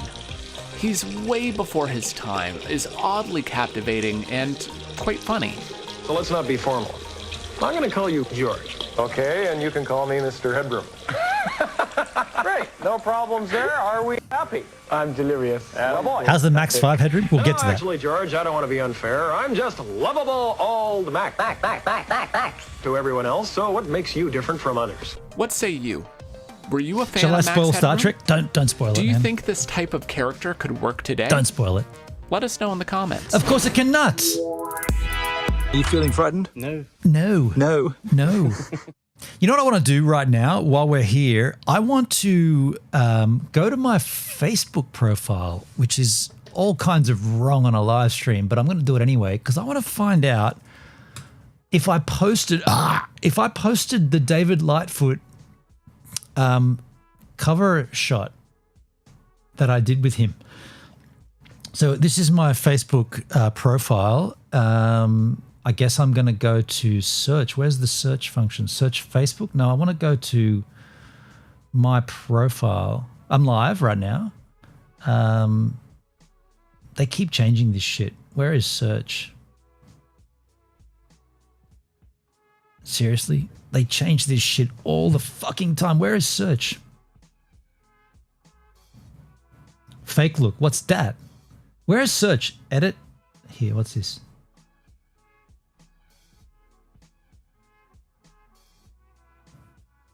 Where's the search feature? What are you talking about, Facebook? Go to my dashboard. My views are down. What the fuck, man? Seriously, why is this so difficult? I want to go to my profile. Go to home. Go to my profile. Now, why can't I just search here? Where is the search feature? Edit. There we go, search. Okay, search. Looking for something? Yes, David Lightfoot. L-I-G, I can't spell, L-I-G-T foot.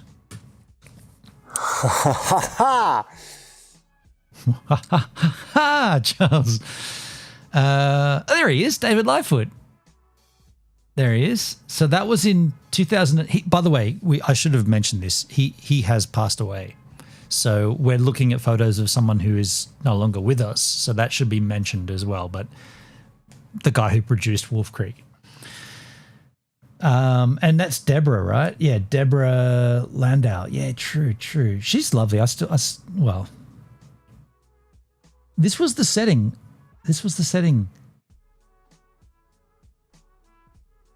I can't remember.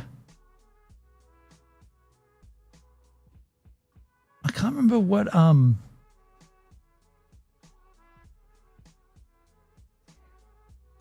mean, that's obviously the film release, right?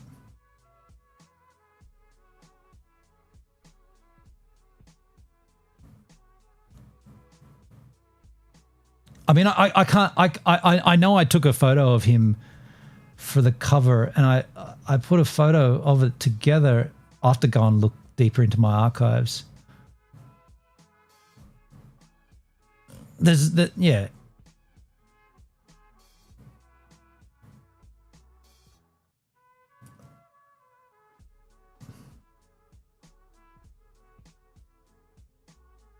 Okay.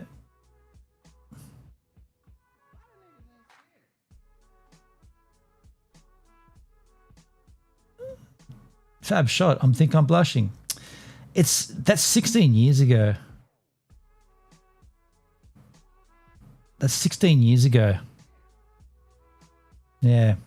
I guess I've got a little bias here. I kind of want you to go and watch Wolf Creek just because of a loose connection to him. He's now passed away, right? Like nothing sus, no murders, no dismembering and hanging up on meat hooks, just a regular dude. He made a film, or he produced a film that scared the absolute shit out of the whole planet, myself included. And when I was commissioned to do that shoot, I said to him, "You scared the fucking shit out of me. I'm just being," and he's like, "That's what I wanted to do." And at that point, I was like, "This guy's cool. Like, we can at least. There's no, like, you're the horror guy. You made a film that scared me." No, I told him, and yeah. Okay, back to arguing. Trump is awesome. Haters suck. You know what we should do? Let's open up the M5 Max, and then I want to go and look at some Danny Black content. I really like. I'm at that right point of jackness that I can go and look at Danny. But my air conditioning's too cold right now. So let's, dude. I've got a fucking M5 Max right here. We should open this, right? We've got an M5 Max. I'm psyched. We should open this up. Get her out of there. box inside of a box. Open that tang. Look at that, folks. The M5 Max right there. That smells awful. What the fuck? That smells like vomit. Give me some more. That smells like vomit. That smells horrible. I will keep this box because I'll sell it later on. When the M10 comes out, why are you smelling it, you freak? Because I'm a little freaky. By the way, I don't have my D brand covers for it yet, which I'm a little pissed about because I ordered those before I ordered this and they haven't come yet because this thing's going to be covered immediately.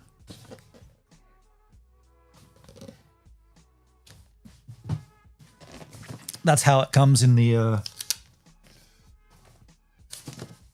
I don't want to drop this, you know. There's enough headroom for the M5 Max. Nice. I got it in space gray? Black. I got the black one. Should I keep this? I should probably keep this cover, right? Dude, that looks sick. That does look pretty rad, right? Like that's a good color. That's it. Arguably, there's no difference to what I already have, except that this device is a powerhouse. The one I'm live streaming on right now is a powerhouse, but this one is an absolute fucking powerhouse. Same 2 USB-C ports on this side. USB-C here. MagSafe up the top. I don't know how that's I can't see how that's focusing. 1 USB-C here, SD card reader, and HDMI output. And other than that, there's also, I didn't say that, the 3.5 mil. This device, it's exactly the same as the one I have in front of me, except that this is the M5 processor, and it is super powerful. And I also got the upgraded GPU. This is the 32 core, not the regular. No, this is the 48 core. 32 was regular. I got the upgrade. I'll give you 2 apples for your M1. I did lower the price on my M1 from initially I set it at 2,550, and then I dropped it to 2,450, and I had one person. I've had lots of views, like 260, 270 views. Then one person asked me about it for 245, and then they said, I'm interested, but I think it's still too high. And then I said to them, I got something on tomorrow, blah, blah, blah. If you're still interested, hit me up in the afternoon. I'll be back, blah, blah, blah. They never responded. So then I renewed it now for the 3rd week, and I changed it to 2,350. So it's gone down from 2,550 to 2,350, which I feel like is still in the price range of what the M1 Max is going for. So what I'm going to do with this, I'm not going to do anything with it until the D brand cover comes. I'm going to put it into its cover so that it never has to get fucked up. And then I'm going to set it up slowly. Like I'm going to run it next to my existing setup, and I'm going to okay. I'll put it down here. The worst thing you can do with a Mac is to, like, there's a clone tool where you can just emulate one laptop to the other. You should never do that. You should always start afresh with a new laptop or with a new Mac. I don't know about PCs, but with a new Mac, you should always start from the beginning. So start reinstalling your software and making sure it all works. And I've got the benefit of still having the M1, so I can use this as my workhorse and have that there as a secondary for a little while until I'm confident that that's going to work exactly what I need. And like, you know, like there might be like OBS might not be, because that device is automatically sent to you with the most current Mac OS. And from what I understand from previous experience, you cannot roll back. Like you can, whatever the OS that ships with your new Mac, You can't go to a lesser. You can only go up. So like right now, I've got a Mac that's running, this is the M1 Max, and it's running, and I haven't updated it for a while. It's running Sequoia, that one, Securia, and I haven't updated it because it all works. Why would I update that when it works? I want to make certain that this Mac, this M5 Max, of course, the first thing is make sure OBS works. Then I want to make sure Loopback works. I want to make sure Sound Source works. I want to make sure all of my audio routing works flawlessly before I put this on the stack and start using it. Pretty stoked though. But now let me tell you what else I bought, because this is important. So I have a pretty big setup with multiple monitors, and like this device does have capabilities to run external monitors through the USB-C, but I guess I could. Well, I showed you the USB-C outputs. You could plug a USB-C monitor into that and you're good, right? But if you start plugging USB-C monitors into those outputs, you don't allow any other thing to take place. And when I say thing, I mean like if you're going to plug a monitor into that, that's it. That's all you can plug into it. Now, I happen to have I'll show you what it is. CalDigit. I've got these. If we go over here, CalDigit is the company. And if we go to their website, these are docs, right? I've literally got, where are their product lineup? All products. And I've been using these for like a decade now. I've got a TS3. I thought that would just drop down to their products. Storage, docks, and hubs. Okay, the TS3. So I've got one of these. Thunderbolt dock. I've got a TS3 Plus, and I've also got products, docks, and hubs, a TS4. Wait for it to come up. I've got this as well. Basically, it's the upgraded version of the TS3. Where is it? Here it is. I've got a TS3 and a TS4. And what I just bought in preference? No. What's the word? In anticipation for the M5, I bought myself a TS5 Pro Max. This guy here, the CalDigit TS5. It's also got a adaptive display port to HDMI. Let me show you what the TS5 is. So docks don't degrade the signal. Hell no, they do not. They do not. And by the way, this Mac and the M4 are Thunderbolt 5. So right now, I'm running everything here on Thunderbolt 4 speeds with the T3 and the T4. Now I've got T3, T4, and a T5 Plus, which is all Thunderbolt 5. So all of my existing devices are going to have more power to them. And what we've been seeing momentarily, and you guys, it's kind of superficial because the issues that have come up, they're not really major, but they are noticeable. Every now and then, maybe there's a stutter, and it's like that's the system catching up with itself. That's the M1. Now I've got the M5 Max. The M1 Max was stuttering. The M5 Max will not stutter.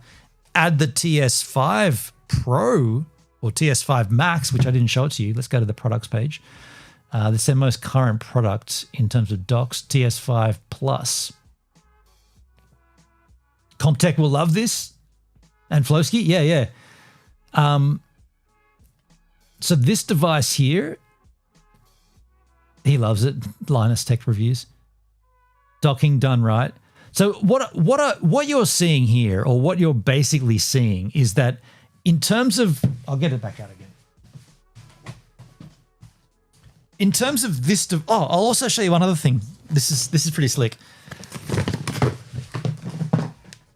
In terms of this device with 3 Thunderbolt 5, one there,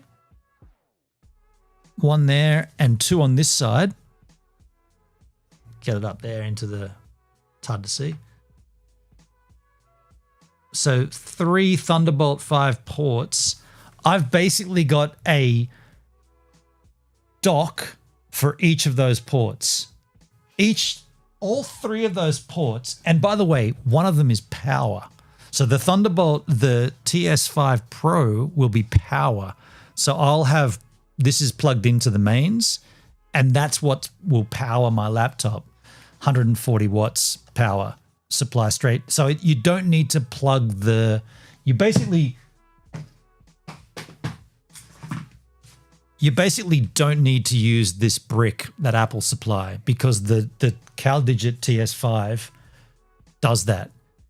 They got MagSafe back. Well, MagSafe has been on from M1, Hendrik. There's been the MagSafe the whole way through. The only thing is, I can show it to you right now. You know what I'll do? I'll turn on my NDI source. I forgot we have this, dude. Let's open up NDI.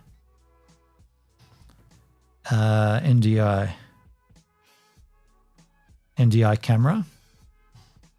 Start streaming with the NDI. Where's my NDI source here? NDI should be here. No, it's not there. Where did I put the NDI source?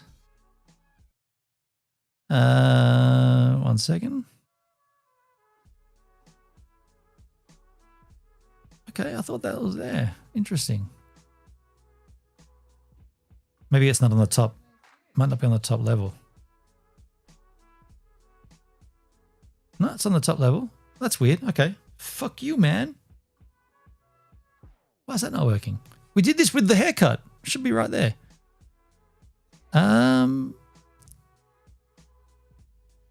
Nah.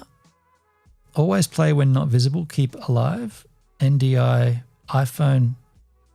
It's right there, dude. Weird. Why is that not there? Gives upgrade. Picard's captain chair. That's funny. Why is that not working? Did I not turn? Is NDI not turned on or something? Make it so. That is weird, because we did use this easily. Are we not on the same Wi-Fi or something? Wi-Fi Beach House 5G. That's going to be weird. That is going to be weird. This is weird. I thought this was just a case of turning this back on. I didn't even check it. That's how confident I was with it. Yet it's not working. Virtual input. That is not what you want. The camera should be right there. Why is that not working? There it is. That's weird. Why was that not working? Okay, all right. So that is working now. I don't know why that didn't work before. That's weird. And now it's too high up in the structure. We want it to go back down here. We want it to go back down to here. We want the chat. Yeah, we're good now. So we got audio there. So what I was going to show you, yeah. So basically here, I'm running one CalDigit. That's the TS2. Yeah, they've got numbers on them. Well, this one's upside down, but that's the T3. Interestingly, I have not got anything in this port. Nothing in that port. I'm not even using that port. That port is empty. That port's empty, right? By the way, that's my OBS.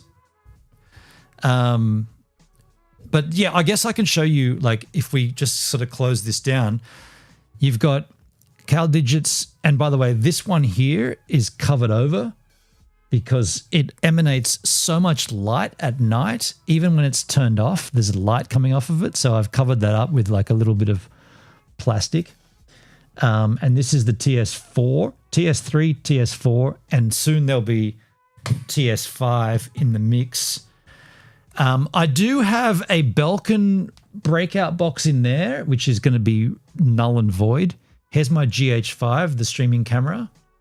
That's how we bring in the content. We've got power banks back there. These speakers are nothing to do with the stream. They're just They're my monitors for mixing music, which I've been busy with lately, both of those.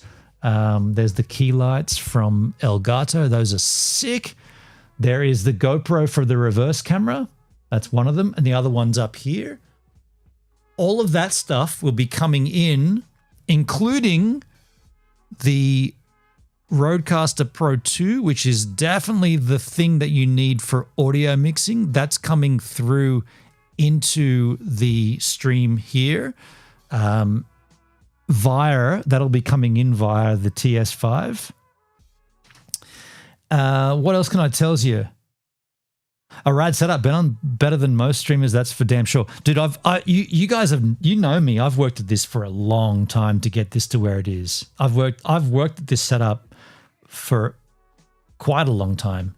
And I feel like, and I know this might sound a little bit like, you know, you might say you've got too much money or whatever. I don't have much money, but this has been an ongoing project for a long time to get it to this point. So I feel like I've got it now right where I need. And with the M5, with that guy on the floor, I feel like that's the shit. That's gonna last me now another 5 years. And I'm not gonna upgrade until the M10, right? Like, why would I? Like, this is all perfect. You've earned more than enough from streaming to cover well, no, I took out $2,500 from my AdSense revenue, and then I added the rest to it. But I want to show you something else that I did get. Let me just cut to, or I'll just grab it. The audio might not be so good. I got this here. This is so look over here. If you look behind, this is my stream chat, right? That's the big monitor for the chat. That's the monitor that we watch content on. So if you didn't know, that's the one that brings in the content into the laptop. And this one is where I monitor the actual chats and different various. This is where the Beam chat goes on big, so I can see that very audible. This one is where we have, like, you know, if we're doing a cap game and we have music up, that's on full screen. This one here is my iPad, which is completely separate to the stream. That's nothing to do with the stream, but it's just there for a visual. I'm looking at Restream in there. Here's my main Stream Deck. This controls volumes of most things. Here is my secondary Stream Deck. I have another one of these. Well, I gave it to Hendrik. The Stream Deck Mini, that controls very basic stream elements, whereas this one controls the bulk of the stream. I showed you the Rodecaster Pro 2. What I wanted to show you was behind this bottle of Jack, there is a plug. There is a power board. Oh, by the way, there's one behind this too. I showed you that one up there. By the way, look at that dust. Holy shit. Oh, dude, I don't want to show you this, man. It's so dusty. I'm going to pull all this down and clean this shit up, but there's so much dust. But behind this monitor, there's another USB power board back there, also dusty. And there is hard drives there, SSD hard drives. Now, what I wanted to show you was that behind here, there is a charging station. That's a charging station. Now, this is also a charging station. And this has been in GoVan. I bought this for GoVan, right? I bought this to take on the road with Marty and I. Now, if you look at that, oh shit, that fell over. Stand up. If you look at this power board, there is there's eight, what are they called? 8 regulation, 8 regular like power plugs. This is the way it looks in Australia. But on this block, there's 3 per side. So 3, 6, 9, 12. So this gets you 12. Plus it's got USB-Cs by the wazoo, right? Enough wazoo USB-Cs and a power switch to turn it on and off. So this was always sitting in GoVan, but we never actually used it. I never once plugged this in and used it. I've got so much Type-C power in GoVan that I don't need this. So I brought this out of GoVan, and I'm going to implement that in. I'm going to clean all of this behind me. All that shit's going to be dusted and cleaned out. I'm going to pull all this out, and I'm going to like and by the way, that device there, that's the M6, Motu M6. That's how I record music. All of my guitars are here. They're already hardwired in with the cables. They run behind there into the back. They're already ready to go, but they do need to be cleaned. I'm going to pull those out, and I'm going to set that up to be completely, ready to roll. But the other thing that I did want to show you, which is what I'm sort of stoked on. Where did I put this? I bought something else as well.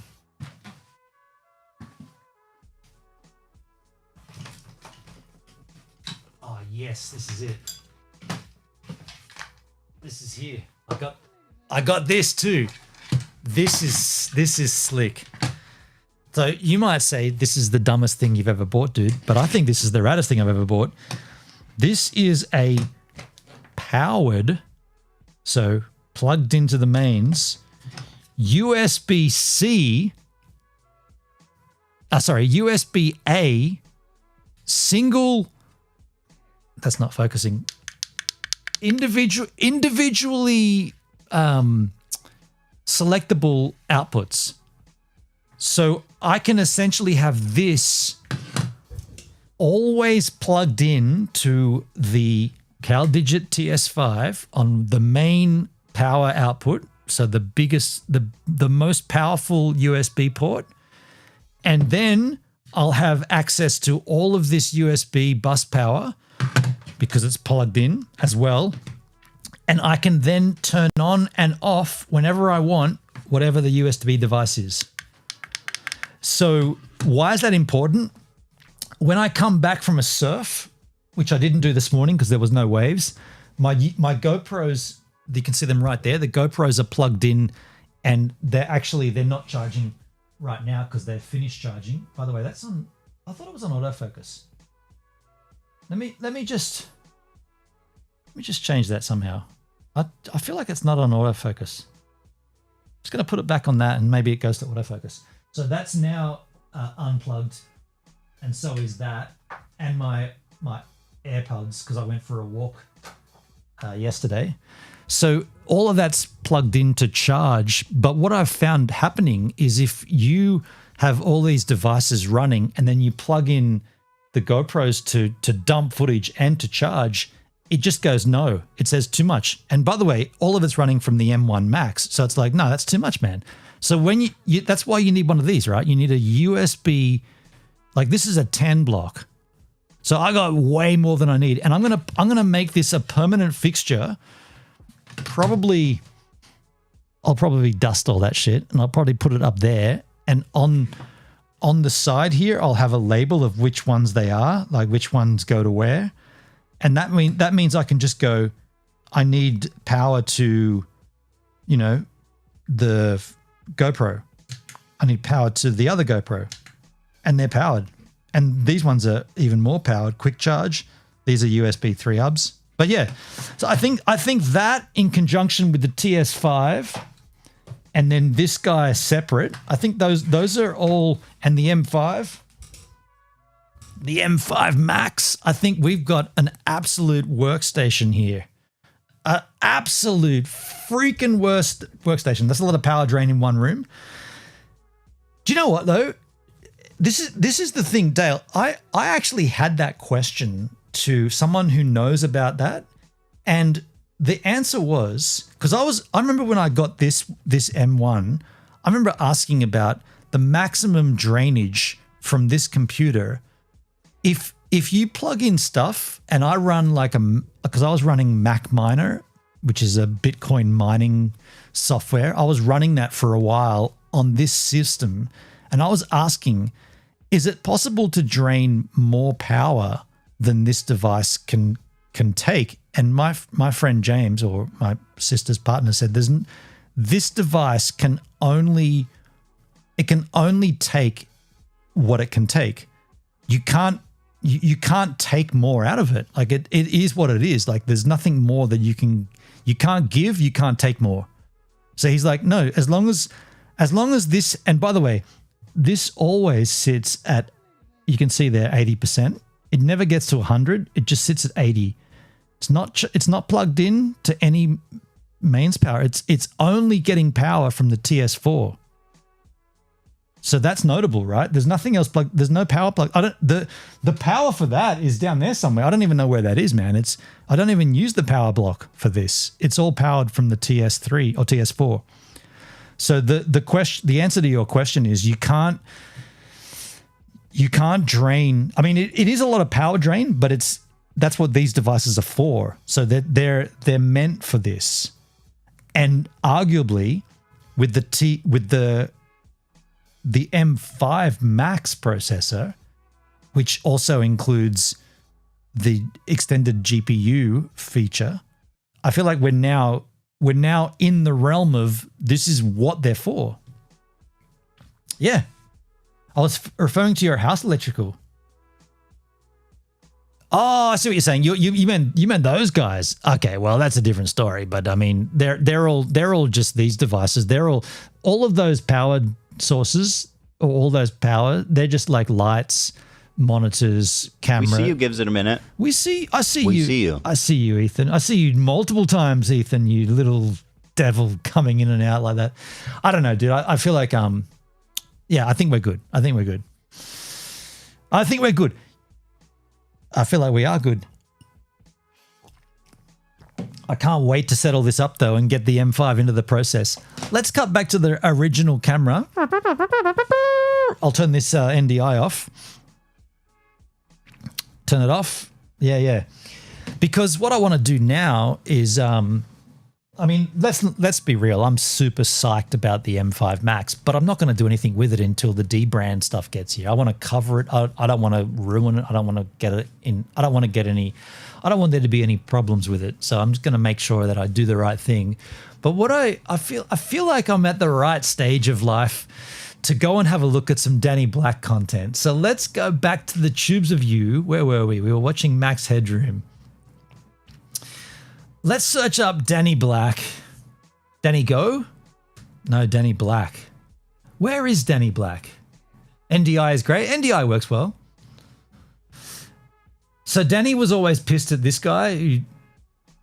Yeah, he's got his channel name, Danny Black. There he is, Mr. Black. What's his most recent video? Videos. And get grabbed like you grab a beautiful little baby. You grab your baby. You grab your beautiful little baby. Danny boy, the pipes are calling. Latest video. Let's look at his most popular. GoPro must have accessories. You know what he's done here, dudes? I know what he's doing here.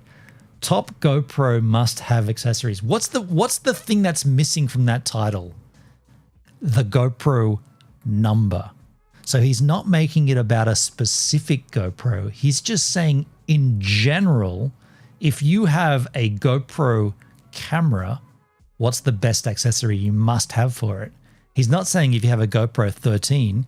Do you know what probably happened? And I don't know how to do this, but I'm sure, well, you could go to the Wayback Machine, but I reckon that title would have changed over the years. And the first time that came out, it would have been top accessories for the Hero 10 or Hero 11 or whatever the year was. It's been out 3 years ago, probably Hero 11, right? And now he's changed it to top GoPro must have accessories. Sneaky little bugger, Danny. Let's go back to the most recent though. Let's take a look at his most recent. What is this? Turn your pool into an endless lap pool for the ultimate workout. A lap pool? Turn your pool into an endless lap pool. I still like him, not his content. Look, before we engage in any of this stuff, I will say this up front. I don't have a problem with Danny Black. My problem is that I think he's being phony with his content, but I think the guy is genuine. I felt like if I could, I don't want to speak on his behalf, but I feel like him and I agreed on my take with Jay Boston, but Danny wouldn't say that. Danny would be more like middle of the line. In public, he wouldn't say anything about it. But I think from what I could gather, he agreed with me that Jay was just milking the absolute shit out of that shark. Now, unfortunately, it seems like he's doing the same with tech. He has a successful channel, right? His channel's popping. He's got 100,000 subs or whatever. What has he got? 141,000, right? So the number of subs is great. But then again, like, if the cynic in me, it's going to say they're subbing because you're reviewing everything and anything. You don't, like, on the one hand, he'll say, well, you got to niche down, man. But he kind of hasn't. He's kind of niched out. He's gone, I'm niching down into tech, and then I'm going to niche out and say all the tech. Like everything to do with tech. Like it doesn't matter what, like it's not about cameras. What the fuck is this, man? It's a pool. What are we doing here? It's a pool. I mean, we got to watch it. Let's watch it. I guess we'll just watch it and make up our decision. What is this? Paid promotion. Okay, so I found a way to turn any pool into your own personal lap pool because you want to get a real swimming workout in, but your backyard. Wait. What? Hang on. What the fuck? Wait. First of all, Danny, you look good. You've obviously slimmed down. You've obviously gone on a diet, and it's working. Like, look at his body, man. He looks good. But you're doing a video based upon a pool, and you're not in the pool, and you've got a shirt on. Why aren't you in the water? Okay, that's my first critique here. Why aren't you in the water? In the water. So I found a way to turn any pool into your own personal lap pool because you want to get a real swimming workout in. Okay, hold on. So this person, which arguably would be his wife? Your own personal lap pool because you want to get a real... That's his wife, right? There is no fucking way... Okay, this device is meant to be pushing water against her? Are you kidding me? She's not swimming against that. There's no current there. She's stationary. What's going on here? Turn any pool into your own personal lap pool because you want to get a real swimming workout in, but you're back. So she's not swimming against that. Someone's holding her feet. He's probably there holding her feet saying, I'll just hold you and pretend to swim. Emma's a legend. I mean, she's a nice girl. Like, show her feet. Exactly, Dale. Exactly. Show her feet. Look, let me be clear. None of this is meant to be a attack at personal. Like, I'm not attacking them personally. I just think the decision to go with this kind of content arc of reviewing tech, no matter what the tech is, seems like a cash grab. Now, you might say, well, don't you do the same thing by working a 9 to 5? Yeah, that's called life. We all work shitty jobs that we don't like to get money. Now, you might say, well, isn't that what he's doing? I get that. He's working a shitty job he doesn't like. The thing is, the rest of us are like, I hate my job, but I go there because it gives me money. He's trying to convince us he likes this product because not only does he benefit when you buy it, I'm sure there's an Amazon, dude, there's got to be an Amazon link, right? There it is, dude. It's an Amazon affiliate right there. iGarden Swimjet P160. So not only does he hate his job, but he pretends he likes it because if he likes it, then you might like it and you might buy it, and then you bought this thing and he's earned commission off of it. That's the difference, right? That's the core difference. I can go and work my lousy job driving up and to and from the airport listening to podcasts. None of that makes a difference to you guys. Well, actually, it does in the sense that the more I work, the less streams I do. That's a fact. But if I drive 6 dudes up to the airport and back, you get nothing out of that. Like, there's no affiliate link for you guys, right? Nothing. Yet if Danny makes this video and you stupidly buy it, he gets profit. So there's a definite distinction there. You can hate your day-to-day, but you can pretend you like it because it's going to get you money, which is what he's doing. That's my problem with this shit. He's faking it for the cash. Now, again, you might say, so are you by working your damn lousy job. That's my damn lousy job. Nothing to do with you guys. That's my take. And that's I want to be super clear about that, because that's the core of my argument here. And look, he's not even in the pool. Like, come on, man. Because you want to get a real swimming work. Look, she's not swimming against any that. Like, before we've even got into the specifics, that thing's not doing it. Is that even turned on? That thing's not doing anything right now. What the fuck are you talking about, man? He's not even. That's not even. Is it on in the background of that shot right there? Pool into your own personal lap pool because you want to get a real swimming workout in, but your backyard pool is probably too small. You've done 2 strokes and you're already at the wall. I could piss harder than that, dude. In fact, I probably will right now, dude. That, by the way, is that his pool? I feel like they had an outdoor pool. His YouTube comment has dropped due to that. Lame. Lame. Yeah. Salesman con. It is phone. It's phony as shit, dude. I guess this asks the question to me. And Danny and Danny, by the way, Danny has been here. Danny and Emma have been here, right? Danny, if you were here now, I would love to ask you this question. This would be what I would ask direct to you and to your wife. What is the thing that you will say no to? What is the review that you will say, nah, I'm not going to do that? Is there a thing that you would put a lid on it and say, no, I can't do that? Let's just say, right? And this might sound ridiculous, and it does, but so did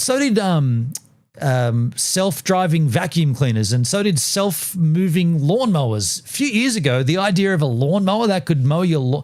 I want to mow the lawn and go.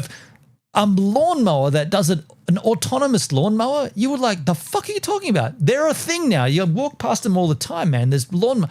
So, okay, just stretch that thought and go a little bit further. It's 2026. What is Elon Musk talking about? Life on Mars, stations on the moon, going interstellar. What if some company, now just stay with me because this is a stretch, right? But what if a company came to Danny and said, we've got a competitor to Elon's SpaceX. We want to send regular Joes, YouTubers, content creators to Mars, and we're going to do it before Elon. Would Danny Black, where is Danny Black? Would Danny Black say, you want to send me to Mars? How much money? I'll do it. I want to mow the lawn and go fishing. I'm just saying, what would, like, okay, Mars might be a stretch. Okay, what about the moon? Not even landing on the moon. They're going to do the Artemis. They're going to navigate the moon, and they're going to get the greatest shots of the moon. They're going to get as close as possible. They're not going to land. They're going to go past. What if someone came to Danny and said, well, we've you know, it's not just Elon who can do that, not just NASA. We've been designing shit, and we represent a company that's going to put civilians into space. Danny, do you want to be the flagship? Do you want to come up into space? Would he be like, tech is hard, but I'll do it? I feel like that's a legitimate question. Like what? And you might be saying, yeah, but you're extending it into like what ifs. That's exactly what I'm doing. What is? And I ask this of Jay Boston at the same time. What is the extreme level you will do or you will go to create content for your channel? In his situation, it was specifically about Rosie the shark and what he would do. Remember, he was also following that dolphin. There was the dolphin that was trapped in some Hawaiian marine. And I was like, are you going to fly to Hawaii? Oh, fuck no. I'll go to America and walk past Casey Neistat's studio and create content, but there's no one in Hawaii that I can milk from. So he didn't go to Hawaii, but he went down to Port Phillip Bay and made a video in front of these water and said, there's dolphins out there. Not the dolphin, but there are dolphins. You know what I'm saying? Like there's this weird, it's this weird glaze of the YouTuber they'll be like, views? I could get millions of views from this? Fuck yeah. I feel like Danny would do that. I feel like he'd be like, I'm going to space. I'm gonna be the first nobody YouTuber to go to space. They didn't even ask Marquez Brownlee. They probably did, but he said, fuck no. What am I gonna get in? There's some similarities. There is some similar. I'm gonna get into your space shuttle and you're gonna blast me into this far Earth orbit? Hell no, dude. Elon can't even do that successfully every single time. You want me to jeopardize? But Danny would be like, think about that, Emma. What about the views we'd be getting? Fuck, we don't have to do any more of these stupid pool fan jet. This shit. What the fuck is this, man? Yeah, don't be like, Mr. Blue Shirt wearing a blue shirt. That was the ultimate irony of that video. Jay just didn't see it. He's like, don't be like blue shirt guy. I've been called all kinds of things in the last little while. I've been labeled all kinds of horrible things from one person, one of them being a narcissist. Jay Boston, extreme narcissism. Don't be that guy, but I'm okay to be that guy. I am that guy. And he was literally wearing the blue shirt he was telling us not to wear. Don't be like blue shirt. Don't be like, dude, that was like, that's narcissism 101. So fucking, and like,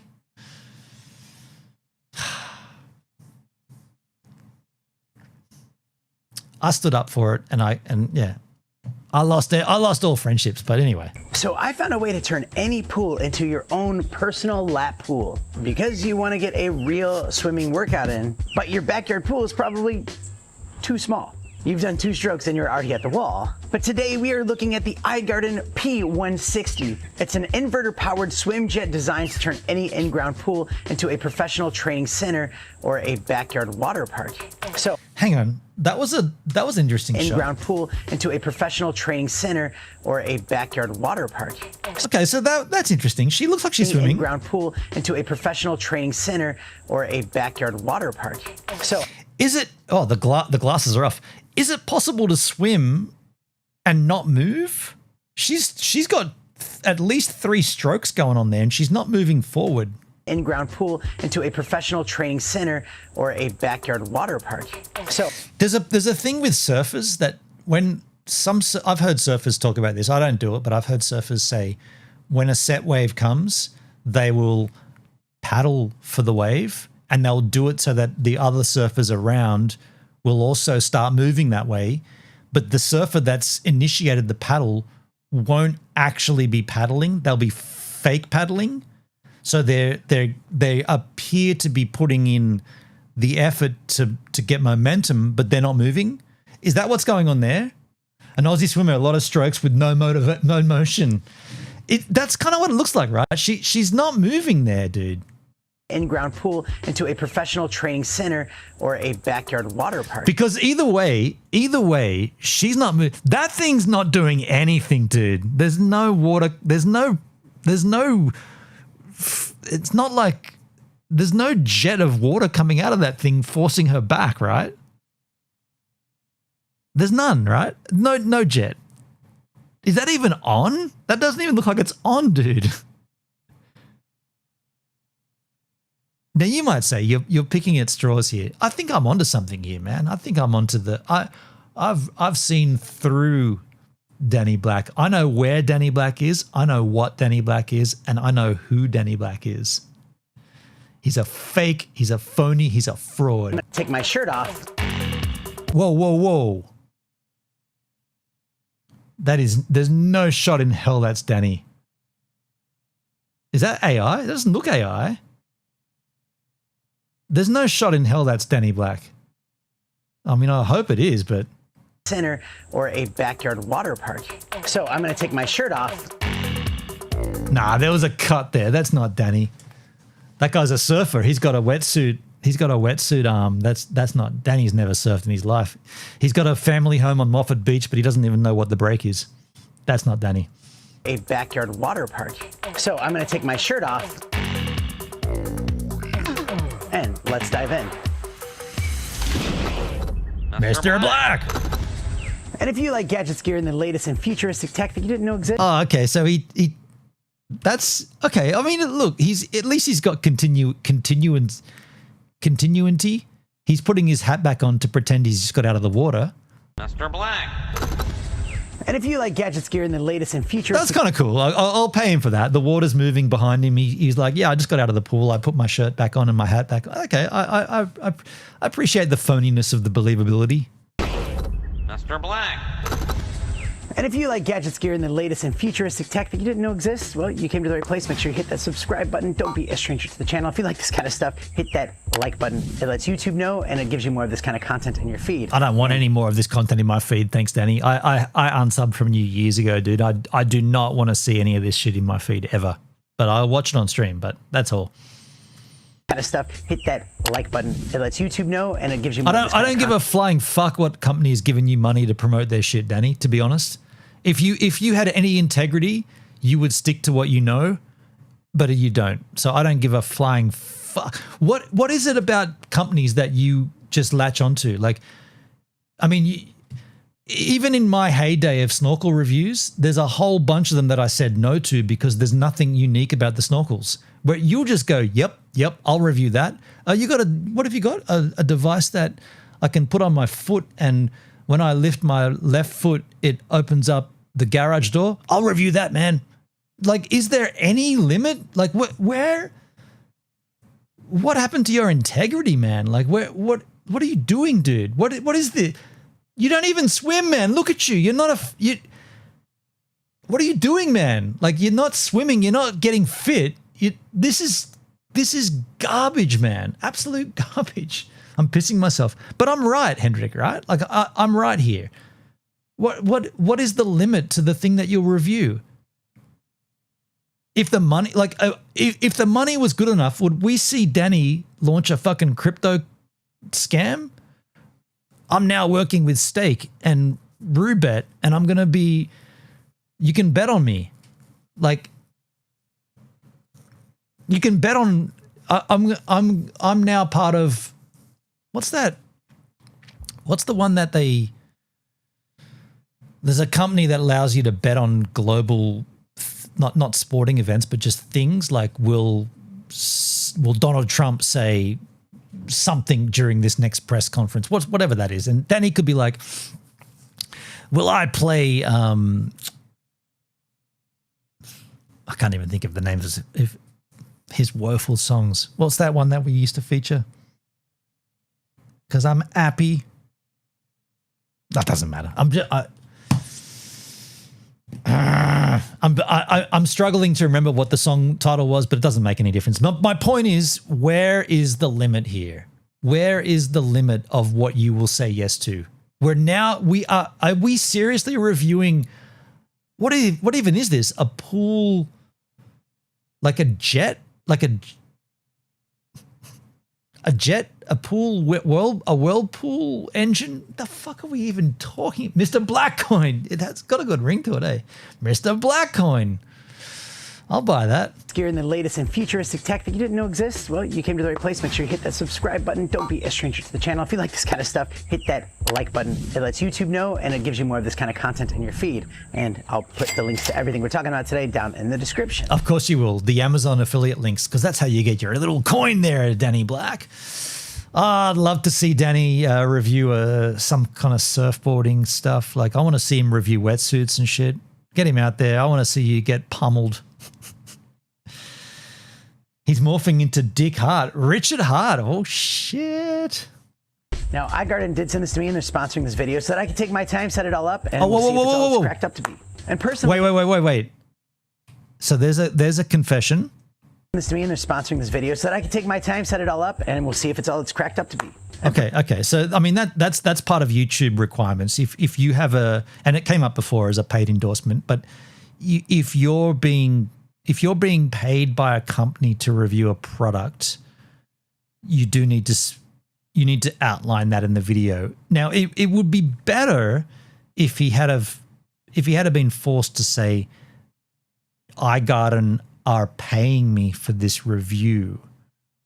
Because I guess the thing is that the things that he didn't say, like he didn't specify that and we don't know this, but we could effectively assume that iGarden had to approve the video before it went live. We don't know that, but it would have been good, again, with integrity, for Danny to say, iGarden have paid me for this review. However, they don't have any say in my review. I'm posting what I believe of their product. Or he could have said, now iGarden have paid me for this video and they have final say in the edit. That would have been better, and that would have been more convincing. That would have given you more integrity if you had have just come out and said, I've been paid for this and those dudes approve everything before it goes live, or I've been paid for this and they don't really care what I say. Why is that so difficult to say? Do you know why it's difficult? Because he's hiding something. He's hiding something he doesn't want to tell us. He thinks the product's shit, basically, and we know that from watching it, right? Emma's swimming against a current doesn't even exist. He's used a body double he brought in a stunt double. This is so phony, right? This is as phony as it gets, but yet he's pretending it's not. That's awful, man. It's awful. I'm on a rave. Unwavering. I'm not really ravering right now. In your feed, and I'll put the links to everything we're talking about today down in the description. Now, iGarden did send this to me, and they're sponsoring this video so that I can take my time, set it all up, and we'll see if it's all it's cracked up to be.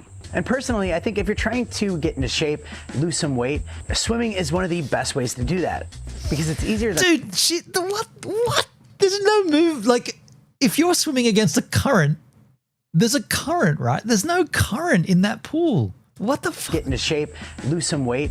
Swimming is one of the best ways to do that. Dude, she's in— If you're trying to get into shape, lose some weight, swimming is one of the— She's in a stationary pool. There's no water movement, dude. What the fuck, dude? There's no movement of water. What is she swimming? What is going on here, dude? That's the same shot as before, right? That's the same. I'm sure if you imposed both of those sequences, that's the exact same frame. Those things do exist. I've used one at a resort. This is not one of those, dude. This is a budget. There's no movement of water there, dude. Look, I mean, I'm not a aquamarine biologist, but you can see there's nothing. You see my mouse? Where's my mouse? Get it large. There's nothing happening here. There's no movement. This is the cheapo copy. There's no movement of water, and Danny's trying to pretend. Yeah, her body shape too. She's all arched over. She's trying to swim without moving forward. 100%, dude. They're like, how can we make this look convincing? We've got to lie through our teeth. Up to be. And personally, I think if you're trying to get into shape, lose some weight, swimming is one of the best ways to do that, because it's easier than running and also nicer on your joints, and it also works out every muscle of your body. But let me show you how. So that's the stunt double? Easier than running and also nicer on your joints, and it also works out every muscle of your body. They're not even swimming, dude. That's crazy. But let me show you how this thing is set up. You have the jet that sits over your pool, and then you have this part that you can screw and mount to your pool's edge. We haven't decided exactly where we want this thing, and we can move it around a little bit, then decide. So for the moment, we have— No tat on the arm of the swimming dude. It's not him, right? It's obviously someone else. It's obviously a stunt double. Yo, Doug, how you doing? Hey, Gibbs, how you doing, Doug? By the way, why is that already rusted? Why is that already rusted? Look at that. That's already rusted right there. You know what this tells me? Okay. The fact that that little clamp right there is rusty, that tells me a couple of things. Danny Black has had this product in his possession for long enough for the metal to rust. And by the way, look at all that crap on the front. It's all corroded. So that tells me that he's had this for a long time, and the manufacturer probably said, hey, Danny, we're still waiting on that video. And he's like, yo, Emma, they want me to make that video. And Emma's probably looking through the invoices. They already paid us. Okay, what are we going to say about it, man? Look, both of them are rusted. Up on the top too. Up on the top, right underneath the title of the video. Rusted up there. the very top. That one's rusted. This one's rusted. So what happened is they probably said, yo, Danny, we need you to make that video. And he's like, I can't. Your product's shithouse. And he's like, well, you got to. We've paid you, so you got to do it. And he's like, okay, we'll lie about it. We'll try to make it look convincing. There's no way you can convince me this is a legitimate product, dude. It's horrible. It's not working.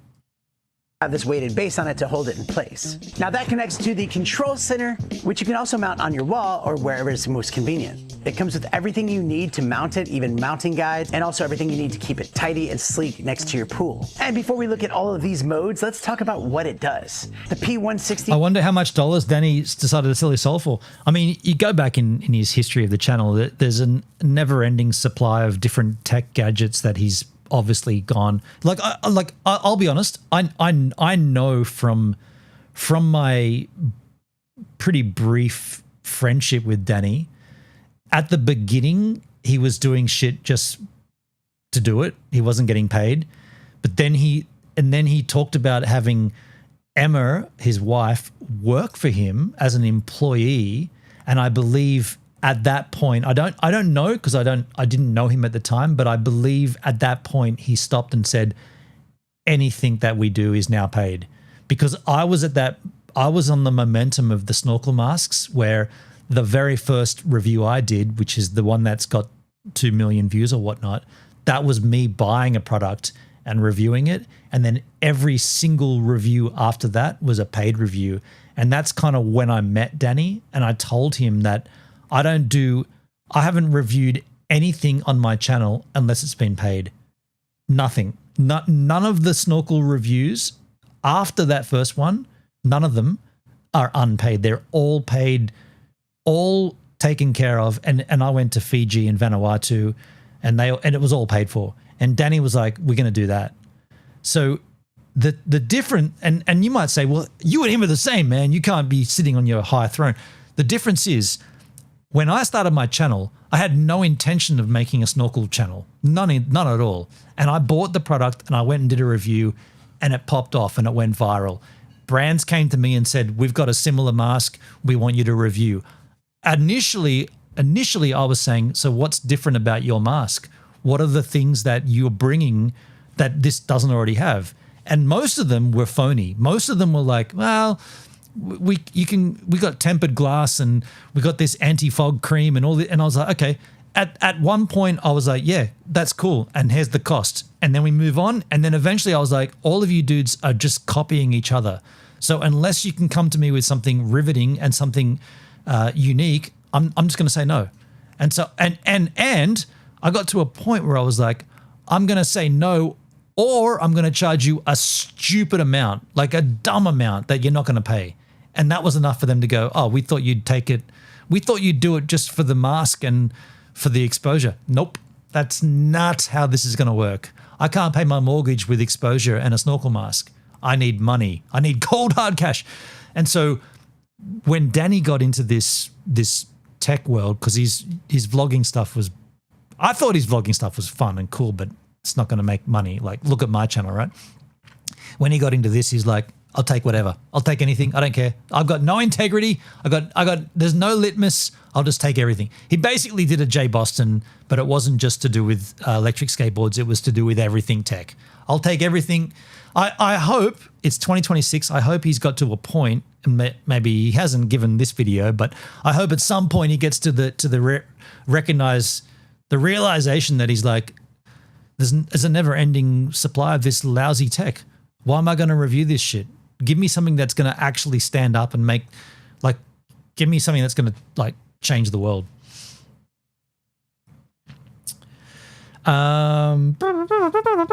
Yeah. He moves a massive 720 gallons per minute. That is a 60% increase over the base model. It hits a peak flow of 2.9 meters per second, and we're looking. That dude, I'm sorry to be the pessimist. That dude is not swimming. Look at his body. He's dragging through the water. Base model. It hits a peak flow of 2.9 meters per second. Oh God, he's like swimming. You're on top of the water. He's like this in the water. Oh my God. And we're looking at a 600-watt inverter-driven motor. It's housed in marine-grade IP68 stainless steel. So just like a high-end air conditioning unit, this uses full inverter technology, so it doesn't just blast off. It actually ramps up smoothly and stays whisper quiet. Like, I actually thought it was going to sound more like a hot tub with the blowers on, but this thing... Wait. It's whisper quiet? It's underwater, dude. Like, what did you think? What did you think it would sound like? It's not. It's inside the pool. Why is it gonna? It's not gonna make any noise, dude. It's underwater. And stays whisper quiet. Like, I actually thought it was going to sound more like a hot tub with the blowers on, but this thing, you can barely hear it. It's even on right now, and you can't even hear it. Wait. That's on? That's on right now? There's no fucking shot that's on. That's on? What is it, on the slowest setting ever? The pool's not even moving. That's on right now. He says it's on right now. Or like a hot tub with the blowers on, but this thing, you can barely hear it. It's even on right now, and you can't even hear it. It also gives What the fuck? Why are you lying? Why are you fucking lying? Stop fucking lying. Where's that meme, dude? Why are you fucking lying? Stop fucking lying. Where is it? I want it right now. Why are you fucking lying? We got to get this as a drop, but it's an H3 thing. I can't do it. Why are you fucking lying? Stop fucking lying. Where is it? Here we go. Why the fuck you lying? Why you always lying? Oh my God. Stop fucking lying. Why the fuck you lying? Why you always lying? Oh my God. Stop fucking lying. He's lying, right? Why the fuck you lying?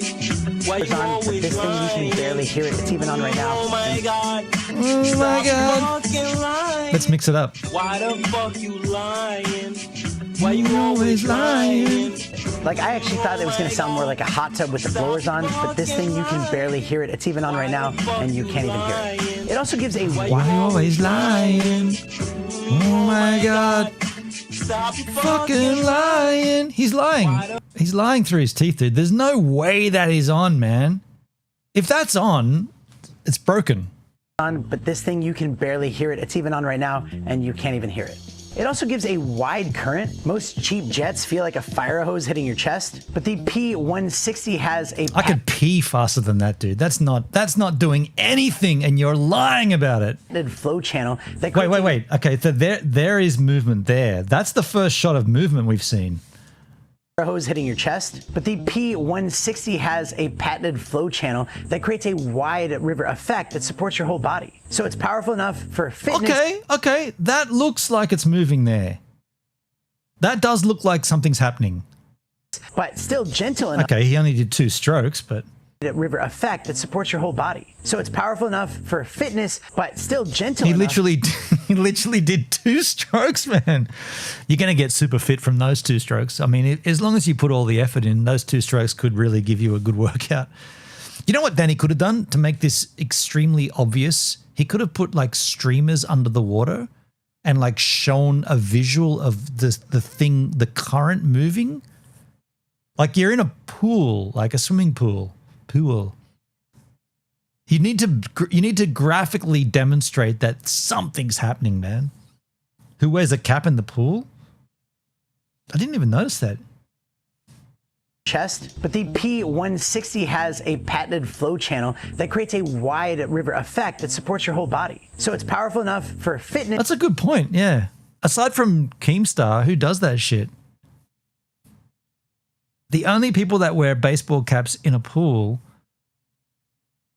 are people that are ashamed of going bald. But he's got a wife. Why would you be ashamed of that? Yeah, I don't know. I mean, maybe he's balding. Okay, I'm not going to hold that against him. There's many other things that you can critique him for, but going bald is a natural. It's not really his problem. Well, it's his problem. It's that not his creates fault. a wide river effect that supports your whole body. So it's powerful enough for fitness, but still gentle enough for family play. And because of that extra flow rate, the 5 built-in modes on the P160 feel significantly more pro than entry-level models. So you have free mode, which is perfect for a steady, meditative endurance swim with no time limit. You have training mode with a light. Wives do divorce. Not in the religious sector though. Like, you're not allowed to divorce. The Christians, they're not allowed to. Like, you to death do us part, even if you're lame. This just looks like a lousy product that he has to make look good. That's all. Moderate or high. This is where the P160 shines. On high mode, this unit is no joke. It's designed for aerobic fitness and power focus. Okay, at some points, it looks like it's kind of working. In this instance, it doesn't look like it's working though. Christians get divorced all the time. They do. My firm deals with them. Okay. Sessions. Then you have play mode. This is a crowd favorite. It uses the inverter to shift the current rapidly, simulating ocean waves. So it turns your ocean waves? Pool into a mini water park. The only thing you could do with this is to put it on the corner of your pool and start a whirlpool. That's the only thing you could do with this. Fuck swimming against it, man. I could piss harder than that, man. I could force you down from my stream of urine. But if you put it into the pool on an angel and got it to go around the corners of the pool, you could get a whirlpool. You could have a really good game of Marco Polo going on. Good. Jake's tired. Yeah, that's Jake. That's not me. You've got 3 ways to control it. The waterproof touchscreen. Is Jake the dude who's having it off with your wife, Danny? Ooh, harsh. Harsh, but it could be. Even Catholic schools weren't supposed to, but even that's changed. Okay. Do you reckon Jake's having it off with Emma? Uh-oh. The unit itself, rechargeable USB-C Bluetooth remote with a little screen on it. And you can also use the app on your phone. And on the app, it does track your progress. You can visually see the speeds and set it for whatever level you like, and even the modes. It just makes it that much more simple. Looks like you've done heaps of different settings there, Danny. And set it for whatever level you like, and even the modes. It just makes it that much. You've done a lot of swimming there by the look of it.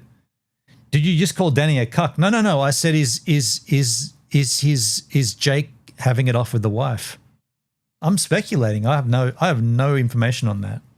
Much more simple. All right, you can take a break. He's tired.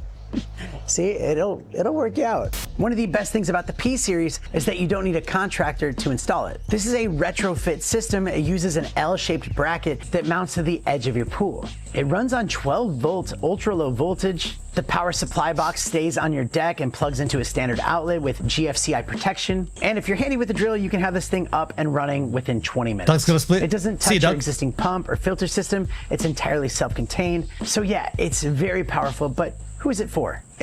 A cuck is a man who allows other men to service his wife while he watches. I understand of that, and I understand that. I would love to have explored, and I would love to have commented on all that. I won't, though. You are lame if you get married in the first place. Better to just hang out and fuck. Okay? Okay. If you have a small to medium pool and you actually want to swim and not just splash around, this is the model to get. It's a massive upgrade over the P100 if you're looking for a genuine resistance training. So it effectively doubles the...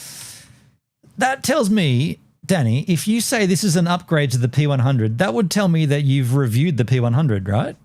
Let's just have a look at that. Go to Mr. Black. Search. P100. You must have reviewed it. The P160, 19 hours ago. Nope. So you're now commenting on the upgrade to this unit, which is an upgrade to the P100, but yet you don't have a review of the P100. So how do you know it's an upgrade? Is that just the thing that they've told you to say? Just saying. The size of your pool, making the walls... You know, he's just said this is an upgrade to the P100, but yet do we know that, or are you just saying that?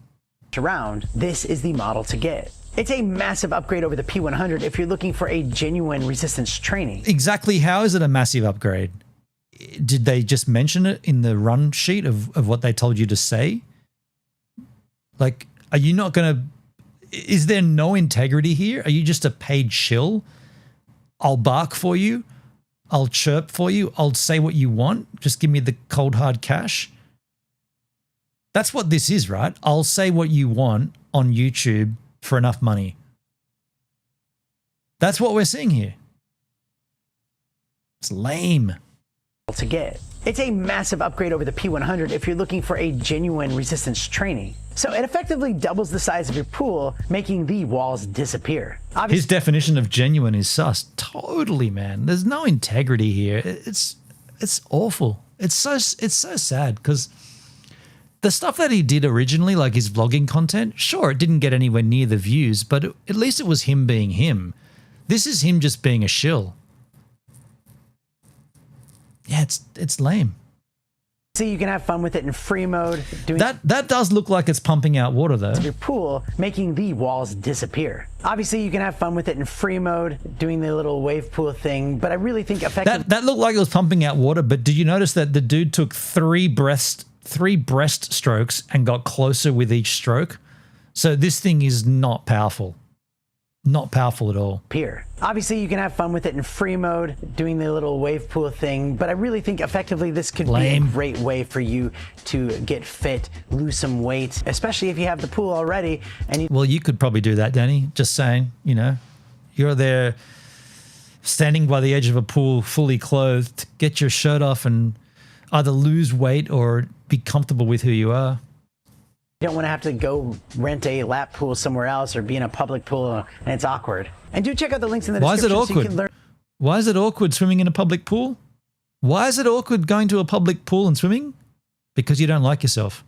Lap pool somewhere else or be in a public pool and it's awkward. And do it's only awkward if you don't like yourself. You don't like yourself, Danny. You're the married man with a Christian wife and a lovely family. You don't like yourself because you can't go to a public pool and swim.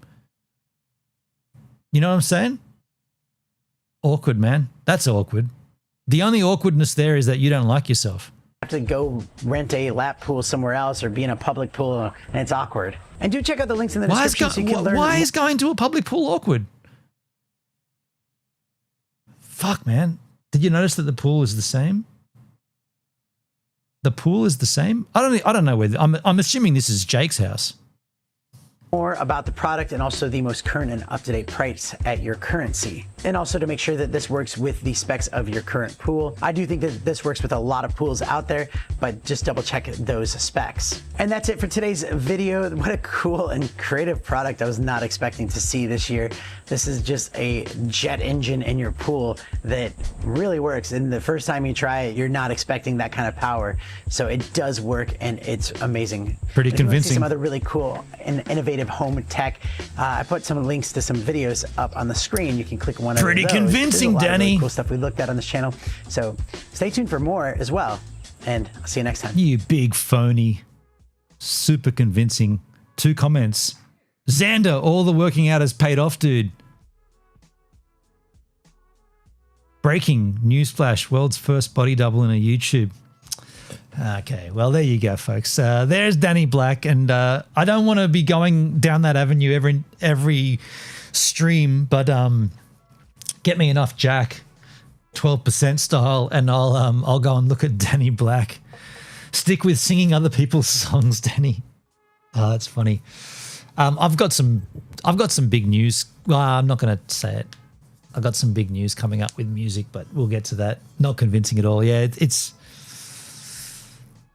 Do you know what though? One thing I'll say about Danny, it is pretty rad that now that Jay's gone, right? And he's given up on his what was his ID digital agency. He's given up on that as well. So that's gone. Danny's gone. The skateboard reviews are done. The ID digital agency, AI generated schlock, that's all gone.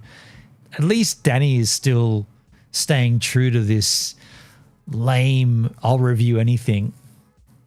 It's funny to check in every now and then. Oh, you know what we should do? Where's his live content? I want to see a live stream. Mr. Black. Let's see his live stuff. Oh, it's all members only. 3 weeks ago, 6 months ago, 7 months ago. So he's not very consistent. Oh, we watched that, didn't we? Yeah, we watched that. Yeah. Yeah, okay. So he does members only streams, but he's only done, since we last checked in on a live stream, he's done 4. So it sucks to be a member. Public live streams? Yeah, that's the last one we saw. I kind of wish he did more live streams, because that's something that I'm interested. Obviously, I'm into the live streams, but I'm only interested to see if he can somehow convince us that he's being genuine, like at least being authentic. For all my flaws, right? For all of my flaws and all of my problems and all of my issues, you can't ever say I've been inauthentic or I've been portraying myself as someone I'm not. Everything I've done has been me, to the point where it fucks me over, because I'm not king shit. Like, I don't know everything, obviously. And I feel like sometimes I think I do, and then that comes around and bites me in the ass. So I'm not, when I see his content, I'm not saying I'm better than him, but I am saying the integrity that I've got at least is a level that I'm like, I can look at myself in the mirror and I can look at my partner. I could look at someone who I can have self-respect in front of someone, whereas I don't feel like he could, because he knows he's being a phony and he includes his partner in it and gets her to be phony as well. So I don't know. He's a music channel, but hasn't been there in ages. I'm not interested in his music. It's pedestrian at best. I was going to end this by saying something. What was it? There was one thing I wanted to wrap up on. I'll be live tomorrow because I'm not working. And there was something I was going to say about something else. What was it? The M5 Max, something else. Well, okay, this wasn't it, but I'll hit on this before we get out of here. Tomorrow's stream will be a somber affair. I'm going to do a tribute stream to Lino. This is the chef who passed away yesterday. Lino was a big factor in my entire time, or 2 different instances where I lived in South Australia, in Adelaide, Glenelg.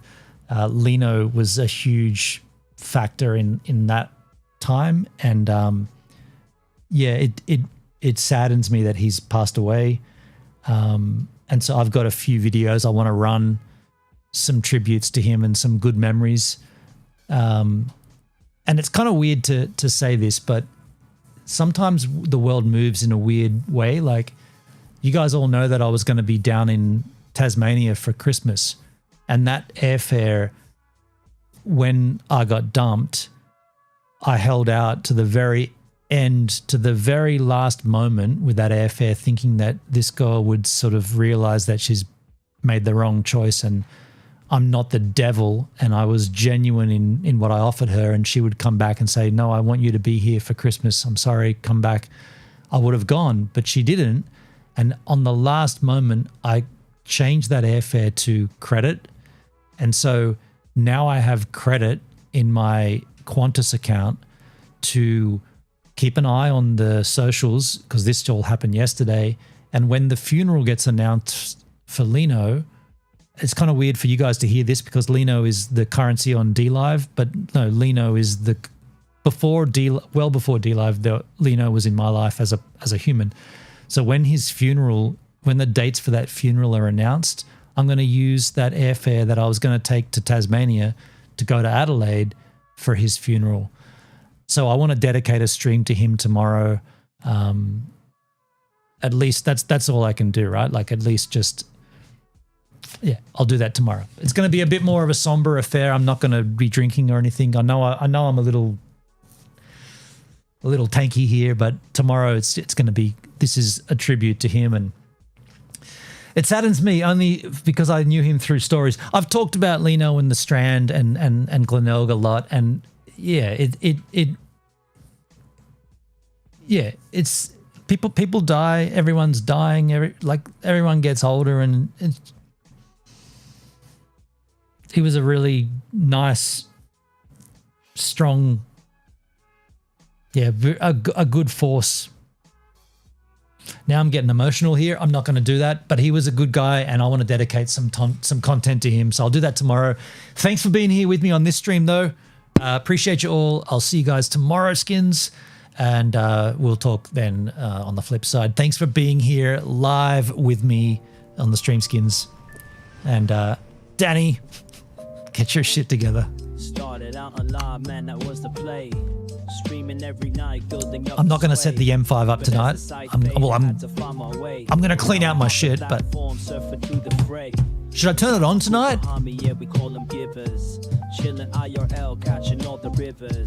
Fuckle in the chat. Fuckle in the chat. Crypto gains? Huh? When did those gains happen again? Living in the moment. Life's a subtle ride.